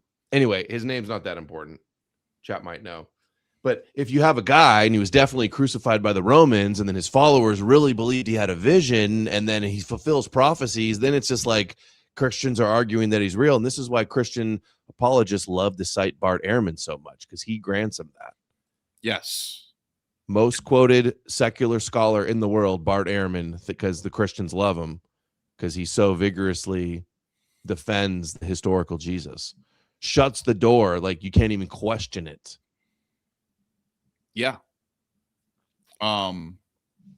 Habermas, that's his name. Oh, Gary Habermas. I thought it was someone else. Yeah. All right. So another one that we need to show people is Zechariah. Zechariah, because this one has the reason why Zechariah is big for this topic is because it shows the two messiahs, the two messiahs, the kingly, the Davidic Messiah. I pour out on the house of David, and he has a Jerusalem spirit of grace, right? And it says, and they will look at me whom they pierced. Do you know this? You know about Zechariah, the pierced thing? Oh yeah, 12:10. Yeah, the Talmud cites that and says it's the Messiah, son of Joseph. But guess what? It's not in the Greek. There's no pierce in the Greek. You know that? It's only in the Hebrew. That's weird. You would think it's the other way around. You would think the Greek would have the Christian bullshit in there and the Hebrew would take it out. That's not the case, dude. The Hebrew Bible is more Christian friendly. It's got more explicit pierce Messiah language. The pierce is in here. So I brought the translation of the Septuagint. So this is called Breton's English Septuagint translation. And this is what it reads. I will pour upon the house of David and upon the inhabitants of Jerusalem the spirit of grace and compassion, and they shall look upon me because they have mocked me, and they shall make lamentation for him as for a beloved friend, and they shall grieve intensely for as a firstborn. Now that does have enough. It's got a lot of suffering Messiah shit there. Yeah, the mocking too. That's also applied to Jesus. That doesn't hit like they look at me whom they pierced. Right? Literally pierce. And that comes from the Hebrew. The pierce thing. So this is another example of me. Oh, and then I found out church fathers knew about this. They knew that they knew about a variant reading that he was pierced in this passage, but it wasn't in the Septuagint, but they knew about it. And that's a little interesting little bit of knowledge, knowing that there was this idea that they knew about this stuff, even if it wasn't in the Greek that they were familiar with. Does that make sense? Yeah. So what is the Greek says mocked instead of pierced.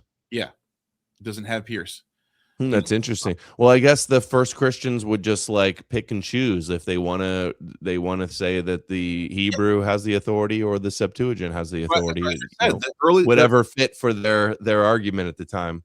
That's what I said. The early Christians, they knew about this variant. They just didn't have it in the Greek, and it's strange. It almost doesn't make sense, but that's just the case. The next verse says, "On the day mourning in Jerusalem will be great, like the mourning of Hadadrimon in the plain of Megiddo." And want to know why that's so interesting? Is that's where Josiah gets killed. Megiddo. Did you know that? That's where Megiddo is pierced. Or I'm sorry, that's where Josiah is pierced at Megiddo. So you could see where the original context was about. Obviously they're reapplying it to Jesus later, but I think that's important for people to know. They are literally getting this from, and this is from the Hebrew side, Megiddo right here. And the Greek side, they take Megiddo out. Did you know that? They just changed it to down in the plain. Right here, down in the plain. mourning for the pomegranate grove cut down in the plain. So they're like, nah, that's too specific, bro. We need to keep it more vague so we can apply it to Jesus. You understand what I'm saying? So it's strange how you would think the Greek on the first verse would have the pierce thing. They don't for some reason, but they did get rid of Megiddo. So they made it less about Josiah and more about a future Messiah. The land will mourn, every family by itself, the family of the house of David by itself, and their wives by themselves, the family of the house of Nathan by itself, and their wives by themselves. Those match up pretty good. The family of the house of Levi, and it's just kind of bullshit. But anyways, that's Zechariah 12. And then what's the one where it talks about the Mount of Olives? Is that Zechariah? What do you mean? Zechariah 8? The Mount of Olives. He mentions the Mount of Olives. His feet touch the Mount of Olives. You don't know what that? No, yeah. I don't know the verse. I think it's 8.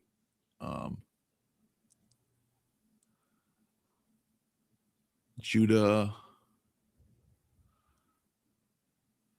In the house of David will be like God, like the angel of the Lord before them.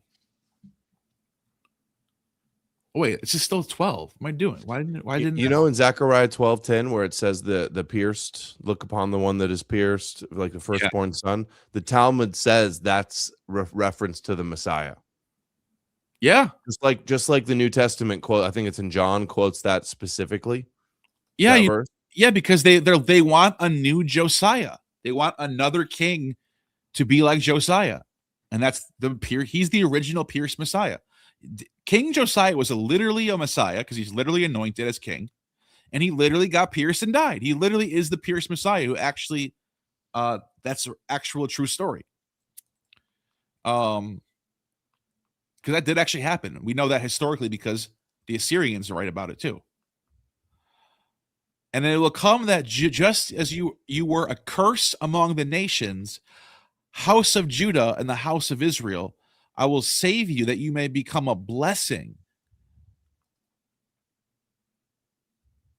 Wait. Dang, dude, your live chat's moving so fast I can't even read it. Really? That's cool. Which is the Mount of Olives verse? Let me see. Mount of Olives, Zechariah. Why did I think it was 8? Zechariah 14. Oh, I went backwards. I went the wrong way. All right, so Zechariah 14, it's at the end. A day is coming, the Lord, when the spoils taken from you and divided among you, I will gather the nations. Once again, I will gather the Goyim. It says it right here. I will gather the Goyim. And what are we going to do? I will gather the Goyim against Jerusalem to battle, and the city will be taken. The houses plundered, the women graped, half of the city exiled. The rest of the people will not be eliminated from the city. And they think this is about 70. They apply this to 70 AD later on. The Lord will go forth and fight against those nations as when he does on the day of battle. On that day, his feet will stand on the Mount of Olives, which is in front of Jerusalem on the east. And the Mount of Olives will be split in its middle from east to west, forming a large valley. Half the mountain will move toward the north and the other toward the south. I wonder what that's about. I wonder what they were trying to say there. Like whoever wrote this. I know it later gets applied to Jesus because Jesus goes to the Mount of Olives. Mm-hmm. But I wonder what the original, like, it's such a weird That's what they think Jesus is going to return to. Yeah. And that's where Jews believe the Messiah is going to appear. Yeah. What passage is that in Matthew, right? Mount of Olives. Let's see. It's from Luke 22, Matthew 24. Let's go to Matthew 24. So let's just do a little cross reference real quick. So we just heard what it said. And Matthew 24 says, Jesus sat on the Mount of Olives. The followers came to him when what's up with this capital him shit that they do in these weird Bibles? They capitalize it because it's God. I know. God needs to be capitalized. Tell us when will this happen? We can look for what can we look for to show your coming and at the end of the world. Be careful that no one leads you the wrong way. Many people will come using my name. They will say, I am Christ. They will fool many people and will turn them the wrong way. Anyways, the point is, oh my God, he fulfilled it. He was on the Mount of Olives, just like the Bible said so. This is the silliest one of all, because anyone could just stand on the Mount of Olives. Adjacent_Abadi dropped $5 super chat. Don't worry about the chat moving too fast, Adam. There's nothing worth reading in here anyway. That's what I figured. I stopped trying to look. Oh God. Oh, you guys are great. No, I'm sure there's a lot of good stuff in there. No, seriously, there are some smart ass people in my chat though. But no, I'm sure there's some crazy shit going on that's not worth reading too. Yeah, a bunch of real smart asses. Yeah. No, I get all these gnosis guys. Thanks, Jason Abadi. Good seeing you. But yeah, so there's these little messianic fulfillments. Like he rode on a donkey. Did he know this? This is what makes no sense. In Two donkeys. In one passage, it says he was in the temple teaching, reading from the law and the prophets. So that means he knows. Jesus knows about the riding on the donkey thing. So and you can pick your poison. Either A, Jesus self-fulfilled. He went to the Mount of Olives on purpose. He rode on a donkey in Jerusalem on purpose, right? That doesn't mean anything. Or the story's made up. Someone just wrote this because they wanted to fulfill Old Testament shit. Which one do you think it is? Did he really ride on a donkey in Jerusalem? Don't think so. Did someone the triumphal entry, how it says Hosanna and the palm branches also is fulfillment of prophecy too. So it's clearly a midrashic story. And it's weird that like all of Jerusalem welcomes him as the king, and then just like a few scenes later, like they're convincing Pilate to the Pharisees got them all to convince Pilate to crucify him and release Barabbas. It makes no sense, dude. It's absolutely nonsense because the multitudes that went before cried out, Hosanna, the son of David. How do they know he's the son of David? He lives in the Galilee. He's on a donkey. He lives hours away from you. How do you even know who he is? Mm-hmm. And how do you know he's the son of David? Did he tell you? And then here's another thing that makes no sense. You guys all know that he's the son of David, but now you want to kill him 2 seconds later? Mm-hmm. This makes no sense. It doesn't make any sense. It's completely nonsensical. Either they love him and they praise him as the son of David, or they turn around and kill him. It doesn't make any sense, dude. If they all knew this, why would they? If there was really this scene really happened, let's look for that famous painting. I bet you I could find a really good one too, where it shows him. You know, he's actually like going in there. He's on the donkey, and then it's where is it? And it says that he's on a donkey and an ass too, because they mistranslate it, or they don't understand it in Matthew. Yeah, I don't know what that is about. But look at this. Look at all the people holding up palm branches, and like, wait a minute. You're telling me he was this popular out of nowhere, where a couple scenes before that no one knows who he is except for his disciples. Dude, that looks like me. It kind of does look like you. That's white Aryan Jesus. Yeah. But no, the point I'm trying to say is if everyone knew that this was the Davidic promised one, and they're all, oh my God, he's coming to Jerusalem. Why is it 2 seconds later he can't even walk down the street without people trying to stone him and kill him? Makes no sense. The Pharisees were very persuasive. They got the chant going, group mentality, herd mentality. They convinced everybody to turn it. They're like, come on, guys, everybody curse yourselves forever. The blood is on you and your children. Wouldn't that mean they would know too, though? Are they all going to purposely damn themselves to hell? Yeah, the Christians have to believe that like the Jews knew he was really the Messiah, but just hated him so much and were so evil that they wanted to be cursed forever for it. That's even more nonsense. Makes total sense. Yeah, I'm gonna damn myself to hell for eternity because I'm jealous. I'm just a weird, jealous person. Yeah, it doesn't make any sense. Anyways, that we're kind of getting off topic on that, but that's I got another one next year. I'm not even done yet. I still have a couple more. We have Psalm 22. So this one's the most explicit, I think.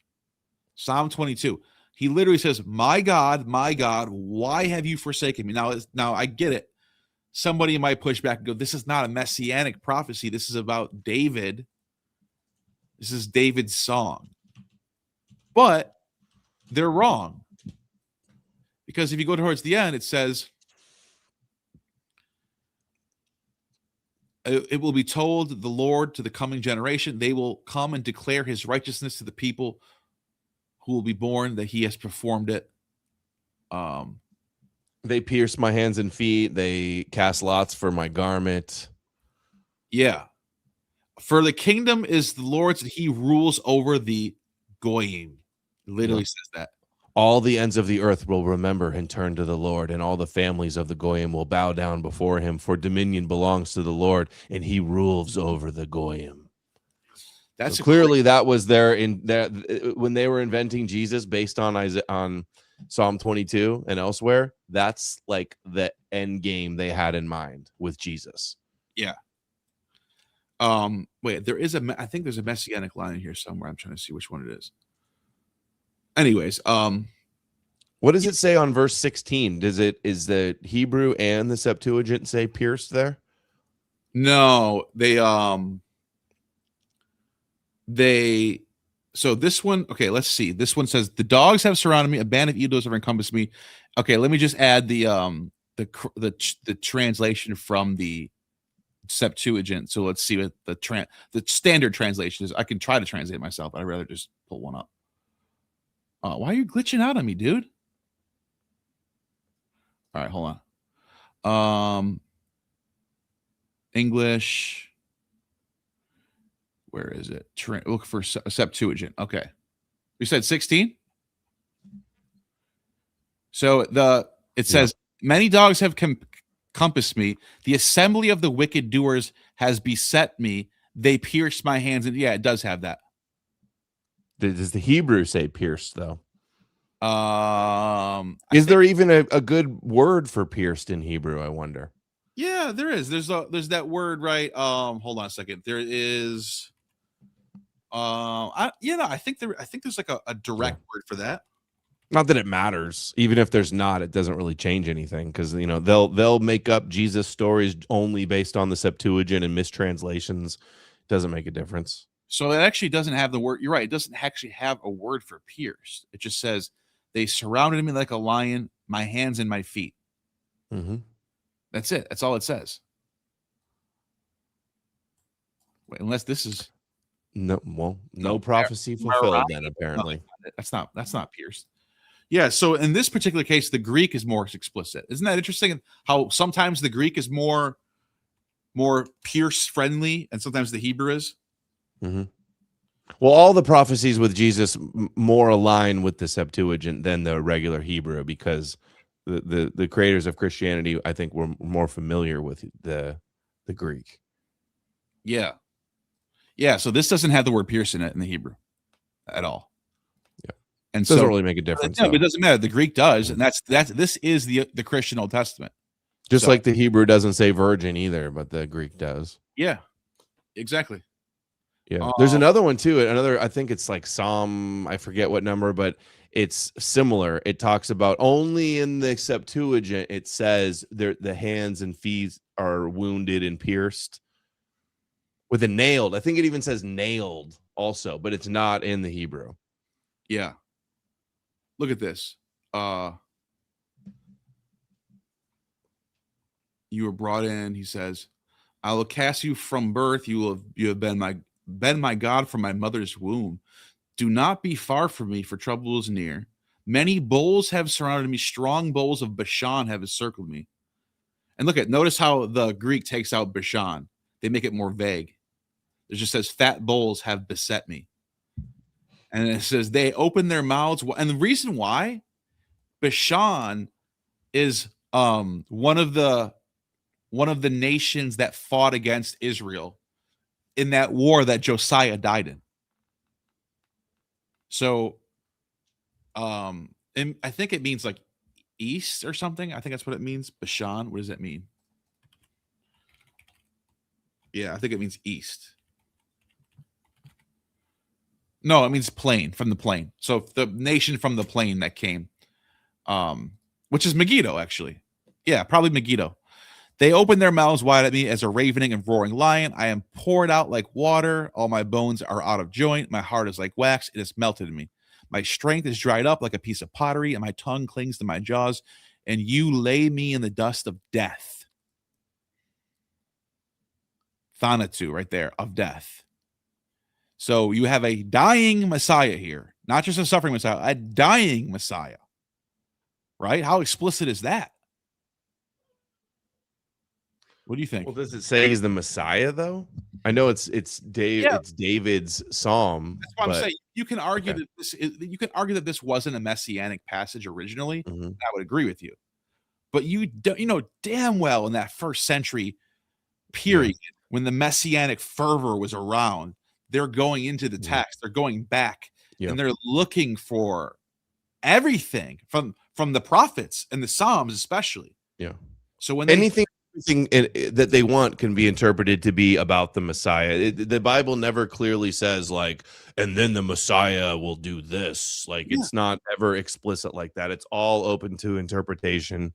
Yeah, and not only that, it says they divide my garments among them and cast lots for my clothing. That's quoted, if I'm not mistaken, in the New Testament. Oh yeah, the Romans somehow knew to cast lots for Jesus's clothes to fulfill prophecy. They were in it too. Let me see. God planted the idea in their head to do that just to fulfill this verse. Makes a lot of sense. Matthew 23:35. Let's take a look right now. So Matthew 23:35. One second. It says, and they crucified him, parted his garments, casting lots, that it might be fulfilled, which was spoken by the prophet.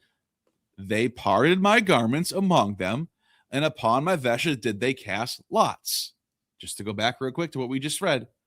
So if you don't think this was messianic, you're just wrong, because it says it right there. They literally went to this text to write the story of Jesus. And look at it, you have a what? Dying Messiah. So the idea that they couldn't have, they can't get this from the Old Testament. Yes, they did. They got this idea from the Old Testament. You know what I mean? Now, can somebody actually be a real person who got killed and then they went back and found this? Yeah, that's true. That's possible.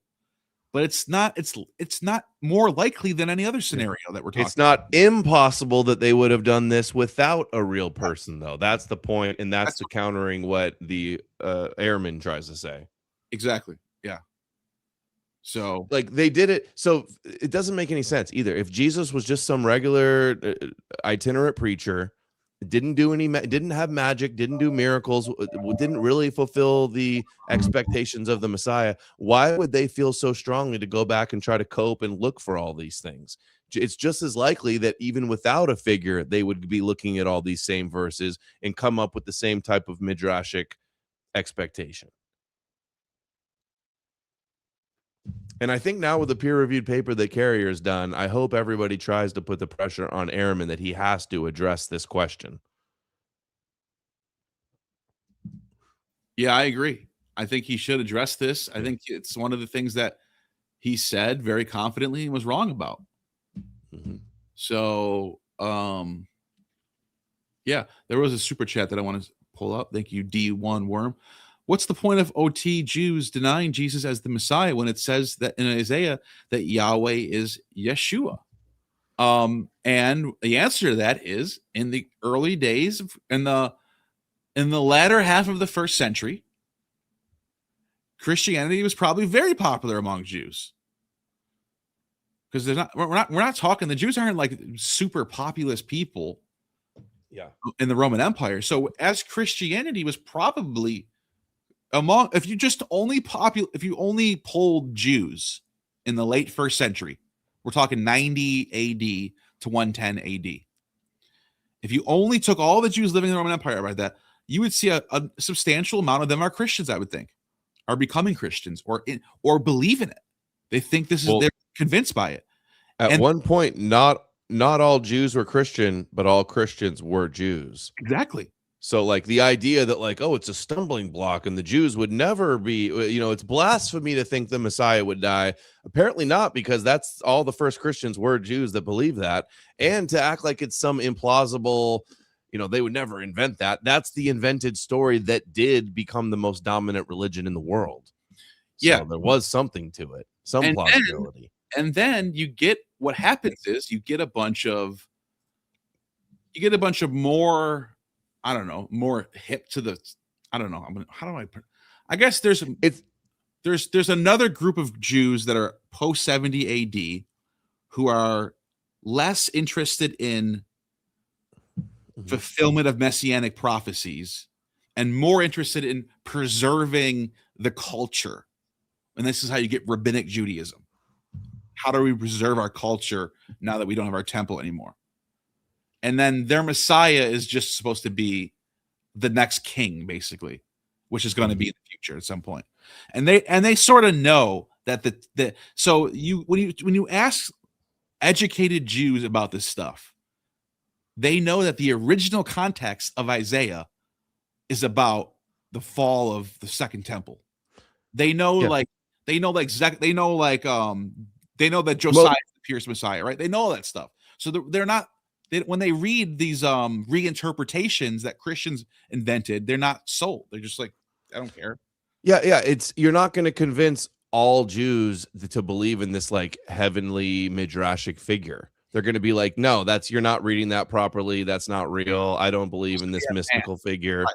And then they go, oh, they're not supposed to. Look at this scripture. He's to be rejected. He's to be a stumbling block. They're hardened. They're blinded. So like that's in the scriptures too. So that's the way it's supposed to be. Yeah. And they think it's supposed to be a man, a king, because that is the OG Messiah context. Like he's supposed to be like David. That's it.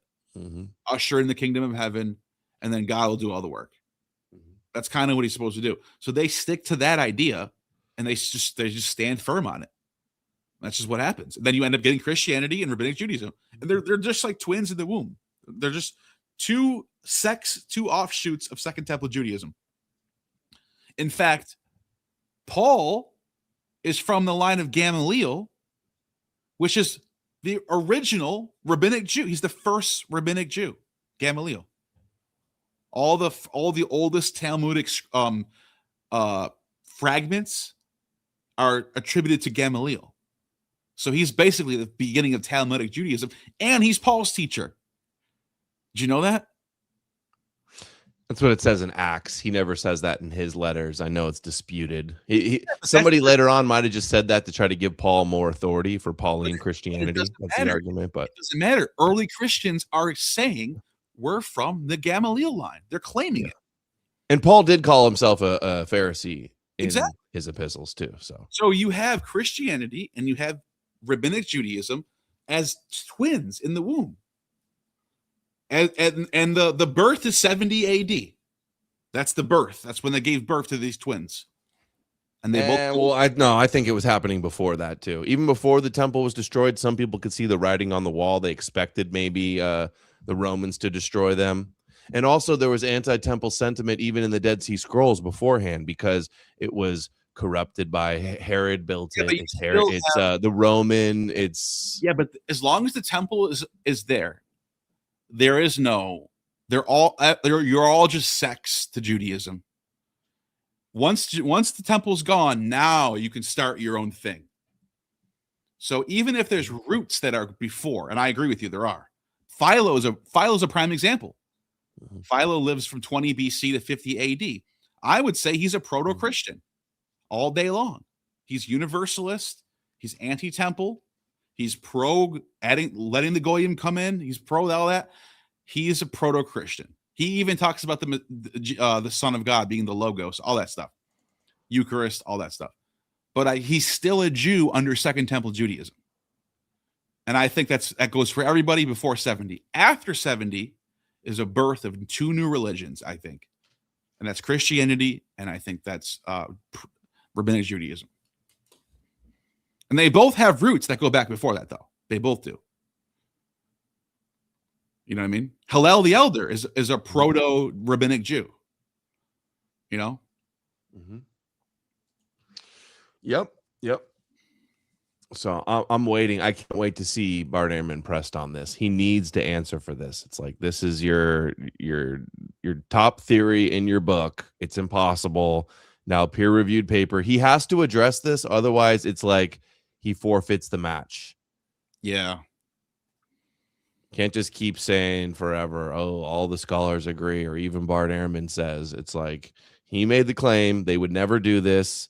And now there's a peer-reviewed paper saying that no, there could be expectation of a suffering Messiah. So is he going to admit he was wrong? Is he going to concede? Is he going to debate it? Is he going to ignore it? We will see. I think he's going to ignore it. I will be watching. I think he's going to ignore it. Probably. Let's look at this, though. I don't know what people can do. Can they super chat into a show or like email questions or something? Everybody email Bart Ehrman and say, what do you say about, I don't know if the paper's out or not yet, but he does need to be pressed on this. Put him on the hot seat. Yep. And this is how you see, this is where it all starts. So some people think whoever wrote this thinks this was before 70. I don't. I think Hebrews is written right after. But it doesn't matter. This person could, right? It says, seeing then that we have a great high priest who has passed through the heavens, Jesus, Son of God, let us hold fast our confession. For we do not have a high priest who cannot sympathize with our weaknesses, but was in all points tempted as we are, yet without sin. Let us therefore come boldly to the throne of grace that we may obtain mercy and find grace to help in time of need. Basically, it's like the point here is he's considered a priestly figure, an Aaron figure, not a Davidic figure. Yeah, the Melchizedek in Hebrews. He's the Melchizedek high priest. And it says he has no generations. So like Melchizedek has no mother and father, like kind of implying that Jesus has no mother and father also. Yep. What are you reading from here? Is this somebody's blog or something? Yeah, this is from Livius. Who's that? It's just a good website on a lot of sources, dude. Livius is one of the best, dude. You can get, look, just has so much information. Just random. Cool. Well, do you have anything else on the suffering Messiah thing, or should we wrap? I think that's it for me. I'm just stuck with my notes. I wonder why Godless Engineer put his video on unlisted that he did, the live stream he did with Carrier on this. I don't understand why it got put on unlisted. Oh, I did have one more. The Damascus document. So we were talking about this. Scrolls. Yeah, this is in the Dead Sea Scrolls. It talks about a teacher of righteousness to make them walk in the way of his heart. And he made, so there's this idea in the heart, right? For they sought him with a perfect heart. And it says, there are those who turned away. This is time considering there's been written a backsliding heifer. No, that's not what I'm looking for. I'm looking for, hold on, I will find it. Here it is. 6. Against his anointed one. And if you look at the Greek here, it says Mashiach right there. Mashiach. And they prophesied to a lie to turn away Israel from God. But God remembered the covenant with the forefathers, and he took Aaron, men of understanding and from Israel, wise men, and made them understand, and they dug the well. The princes dug the well, they dug it, the nobles of the people by the lawgiver. The well is the law.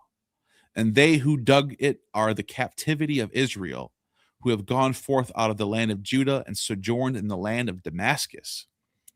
All whom God called princes, for they sought him, and their bow was not turned back in the mouth of one.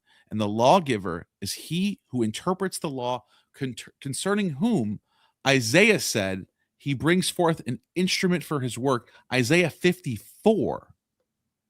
So we're talking about, right? This is the suffering Messiah. You understand why I wanted to show this one last? Mm-hmm. After everything we just read, you're telling me that there's no suffering Messiah motifs when the Damascus document calls the Messiah anointed. It's translated as anointed with a big capital A. It's Messiah right there. And how does he refer to him? As the one that's in Isaiah 54. He's the Isaiah, the suffering Messiah. It's right there. Does it say which verse in Isaiah 54? 54:16. Pull it up. Actually, I can pull it up. I got it right here. Isaiah 53. Let's go to 54. 54:16? I say 16? I think that's what you said. Behold, I myself have created the smith who blows the fire of the coal. Is that really what I said? 54:16. Yeah. And produces a weapon for its work, and I have created the destroyer to inflict ruin. So, whatever. It's just that's just what it says. Wait, why does it say 54:16 though? That is a good question. Because here's what it says. I'm sorry. Let me just back up for a second. Let me go back to what it says. Watch. It says, Isaiah said, he brings forth an instrument for his work. That's why. It's quoting from it. Oh, So- that's the instrument for his work is the waster instrument. Bring forth the instrument for his work to destroy. So are they saying the Messiah is meant to destroy the Gentiles? Yes. Yes. Supposed to get them back for all the shit they did to him. That's what it says. Well, I'm sold. I'm sold. Yeah, let me sign up for this one. No, not signing up. I'm sold. That's what they invented the Messiah for. And then it says, and you will condemn every tongue that accuses you in judgment. This is the heritage of the servants of the Lord, and their vindication is from me, declares Yahweh. So that's Christians do a lot of condemning anybody that isn't their version of Christianity. Scroll. That's what they're writing in the Dead Sea Scrolls at the time. So, yeah. Any last thoughts? No, I think we hit it all. I mean, it's already so much. We covered so many reasons to think that it's completely reasonable to say they expected a suffering Messiah.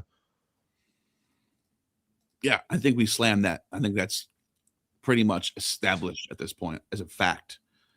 And I think people need to know that. Like, it's like these ideas that you find in the New Testament they didn't just come up. This wasn't just some natural story that came out of nowhere. Almost everything in the New Testament has a precedent from it somewhere else.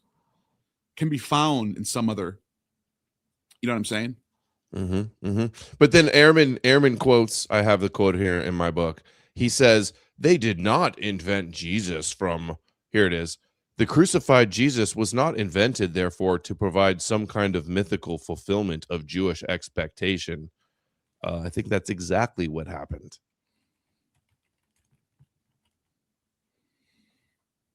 Yeah. It is. Oh, just coincidentally, they just got lucky that they were able to find all these suffering Messiah passages and apply them to their crucified leader? I doubt it. Yeah. We know they were doing midrash anyway before. Without a historical Jesus, they were already doing midrash, and it's not hard of a stretch or a leap for them to connect the Son of Man to the servant and view the servant of Isaiah to be about the Messiah. And if they did, then open shut case, there's no Jesus needed. Yeah. I forgot one more thing that I wanted to one more. So remember, you were the one that told me to bring the pagan side too. Totally forgot. I'll be quick on this one. I promise. It'll be under 10 minutes or something. Okay, I got to run and go pee. Then I'll be right back while you get started on that. Yeah, I'll get started on it. So, okay. I'll just go ahead. All right. So, there's these gold tablets, and I forgot. This is. I promise this is important. I'm not just throwing shit on to stick around. So. These are gold tablets. They go back to the 3rd century BC. I kind of wanted Adam to hear this, to be honest, but I'll just he'll be back in a second. And it says, when you are about to die, remembering, and this is, by the way, these are all fragmented. Before I even read this, I should show you what they look like.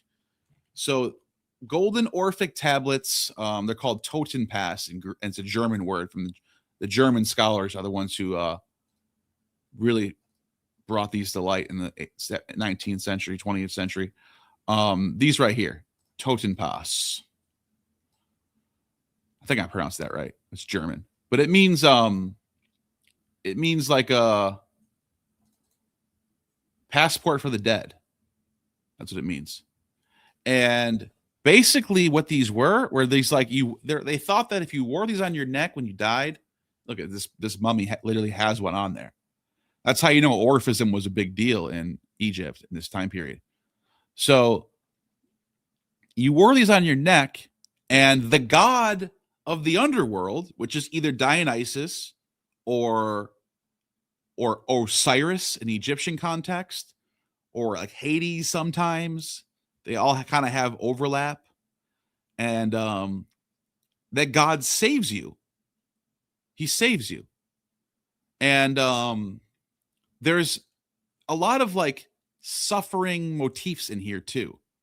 So like Dionysus is like, he saves you through his suffering, through his rendering being, and it's Osiris too, by the way. They both get torn apart. Osiris gets torn apart by Set into 12 different pieces, and Zagreus or Dionysus gets ripped apart. And the idea was that because he suffered, well, that now he set up a situation where you can go and live with him in his realm. That's what that was the idea. And the text basically said, when you are about to die, remembering Hero, darkness enwrapping, you will find upon the right lake, standing by it a white cypress, descending to it, souls of the dead refresh themselves. And you're supposed to say, I'm a child of earth and heaven. I am parched, I am thirsty, I am dying. Grant me cold water from the lake of memory to drink. That's one of them. But there's a bunch of other ones. There's a different one here that I got to find. 1 second. The other one was it says, hold on a second.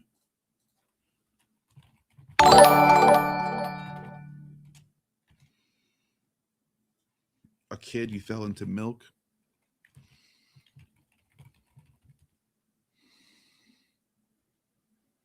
Here it is. I just got to open this PDF. 1 second.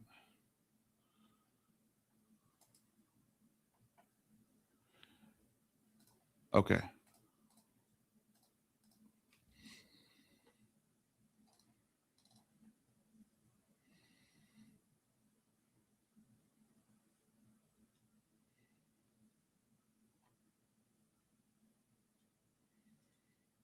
Here it is. Pure, I come from the pure ones, queen of the earthly deities. Elkles, Elbeleus, and the other deathless gods. For also I pray, being of your happy lineage. But destiny, Moira, overcame me and the other deathless gods. See, so I'm talking about the deathless gods. And the thunderbolt from the star hurler. But I sped away from the circle of grieving trouble and set out the rapid feet for the long desired crown. And I have entered into the bosom of Despoina, the earthly queen, or that's also Persephone. And she's another suffering goddess who gets ravished and brought down to Hades against her will. And I have prevailed with rapid feet from the long desired crown. Blessed and happy one, you will be a god and no longer a mortal. A kid, I fell into milk. That's a saying of being reborn. You fell into milk, like you became a child, a baby again. And there's a whole bunch of these. These are all different tablets that people found on mummies' necks. And they all have these magic phrases on them. But the reason why I'm bringing it up today is because they were in the context of the God who suffered did it for you. So there's a suffering God idea. The God who suffered did it so that you can go and join in him in your afterlife. So it says like okay, so I should read this one last text that I have. I think it's over here. Is this it? Yes, this is it. What I'm gonna do is I'm gonna take a picture of the page that has the fragment that has the translation on here, or the Greek, I should say, and just show you what it says, so I don't have to read it, because I want you to see this. Oh, you're back, dude. You got to see this. I'm talking about suffering. I was watching. Yeah. Okay. No, this is the last thing. We'll go after this. At Kirsty Angel dropped $5 super chat. For Adam wearing Targaryen's house sigil. Off topic. Feel like doing etymology on Aegon and Balerion before you finish, seeing as we're all a Soyev lovers. Hungry face emoji. Purple Aegon heart Balerion. emoji. That would be an interesting topic. I don't know. What is the etymology of Aegon and Balerion? I would love to check that out. But let me take a picture of this, send it to myself, and then I'm going to show you guys what I'm talking about here. This is in relation to Osiris and Attis and Dionysus. If I ever have a son, I'm going to name him Aegon. I just decided. That is Thank you, Kirsty. Blood of the Dragon, Kirsty. Thank you. Yeah. So you should die as he dies, and you should live as he lives. All right, here it is. All right. So last thing, and I'm done. I promise. So I just want this is a good thing to end on, actually. Send it to myself.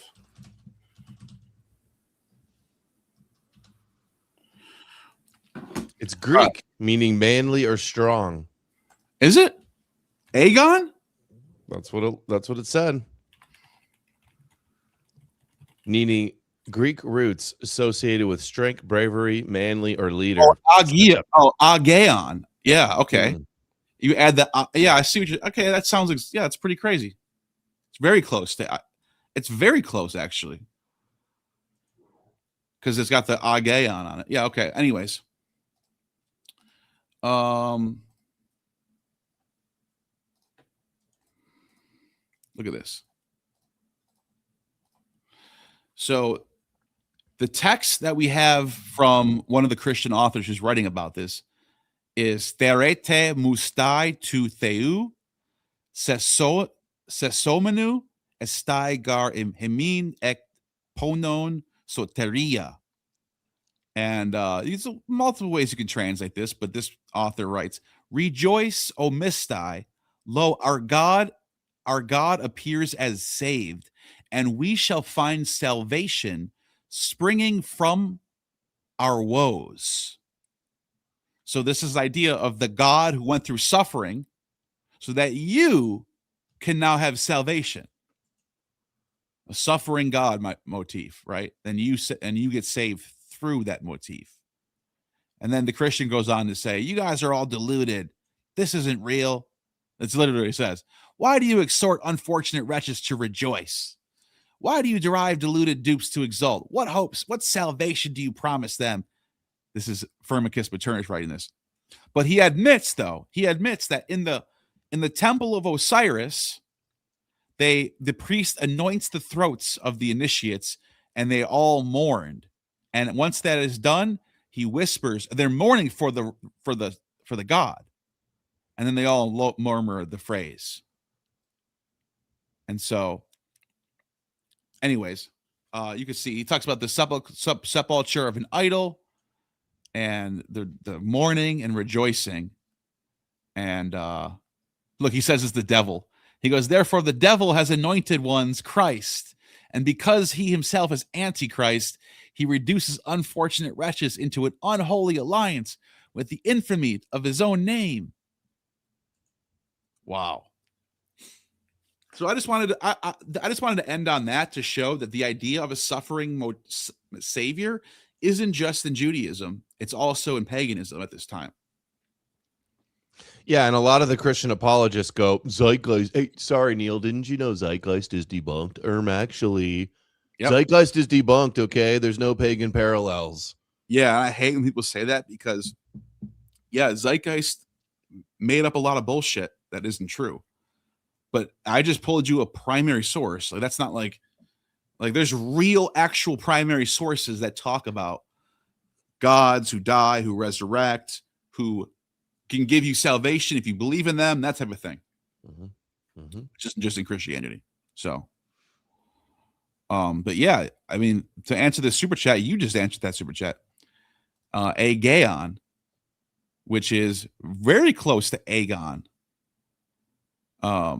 means, well, Agaon means sea god, but Agon by itself means strong. Dude, you know this. They're making a movie of Aegon conquering Westeros. Yeah, I can't wait. Aegon's conquest. It's going to be so amazing. 99 cents. Yeah, I super can't wait chat. to see that, actually. Bible has two threads of Chronos/sacrifice versus Zeus/justice intertwined. Verses where God says no animal sacrifice and other places the contrary explains it. That's an interesting. Interesting. I never thought about that like that. That's interesting. Yeah, Yahweh loves sacrifices until he didn't anymore. He changed his mind one day. You know what? Yeah. You know that thing I was super serious about for 2,000 years? Let's stop doing that. You know? He's like, hey, remember that thing about the foreskins and the babies? Like, maybe we don't got to keep doing that anymore. Maybe that was a bad idea. Just circumcise your hearts and your brains. That'll be good enough, symbolically.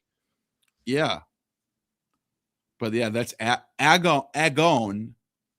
It's not Agon, but it's close. I guess it's close enough. And then there's another word that Agaon, which means sea god. And then and by calling them Targaryens, he was just like probably riffing off Aryan, right? Because they're like blonde hair, platinum blonde hair. Yeah, Targaryen. Ancestral. Yeah, I wonder if that's what it has to do. What was the? She said Balerion. What is Balerion? What would Balerion mean in Greek?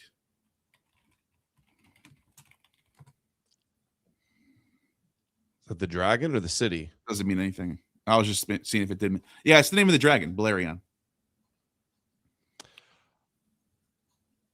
The biggest dragon ever. That's the one they have the skull in the crypt or whatever.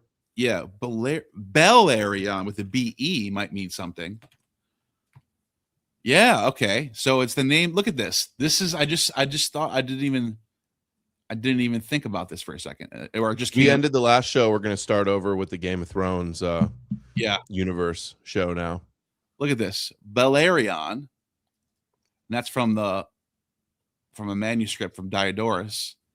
And it just means some sort of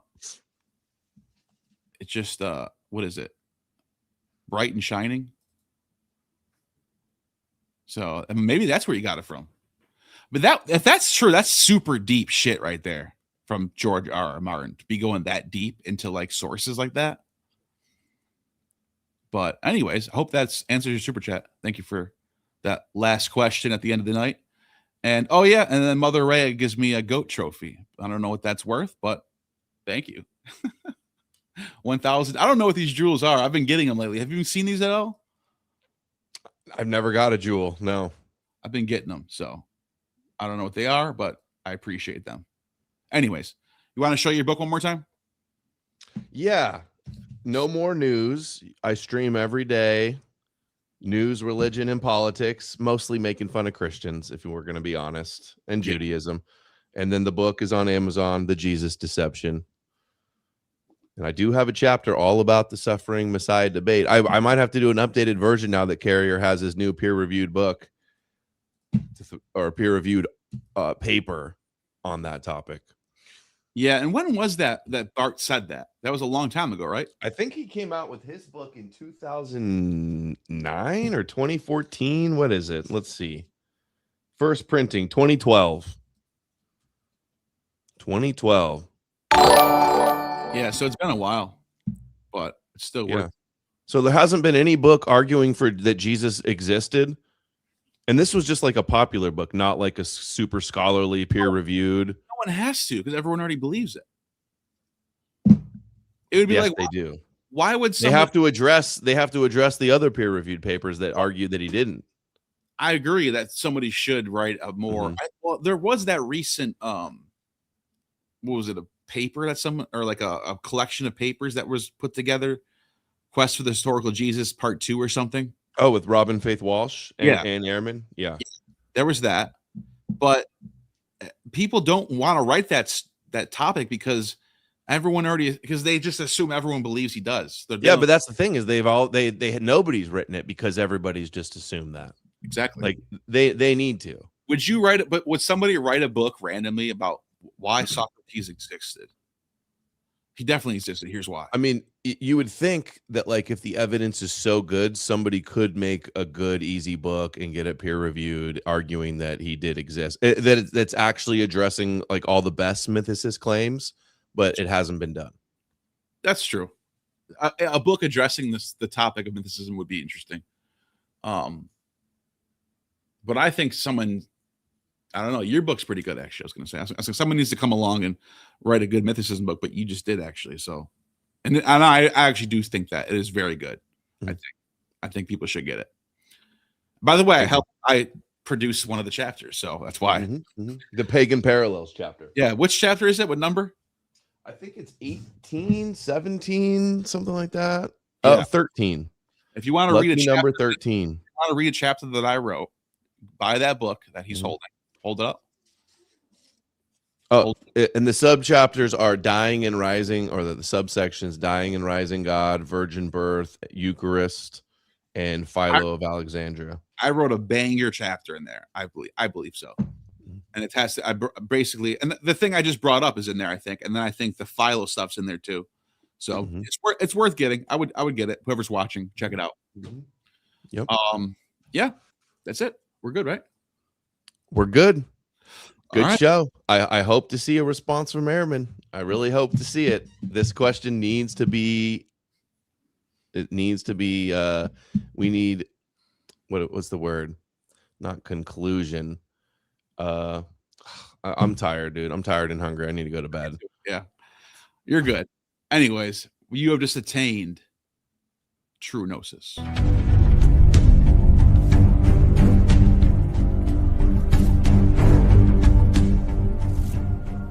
You have just attained true gnosis. The demiurge has no power over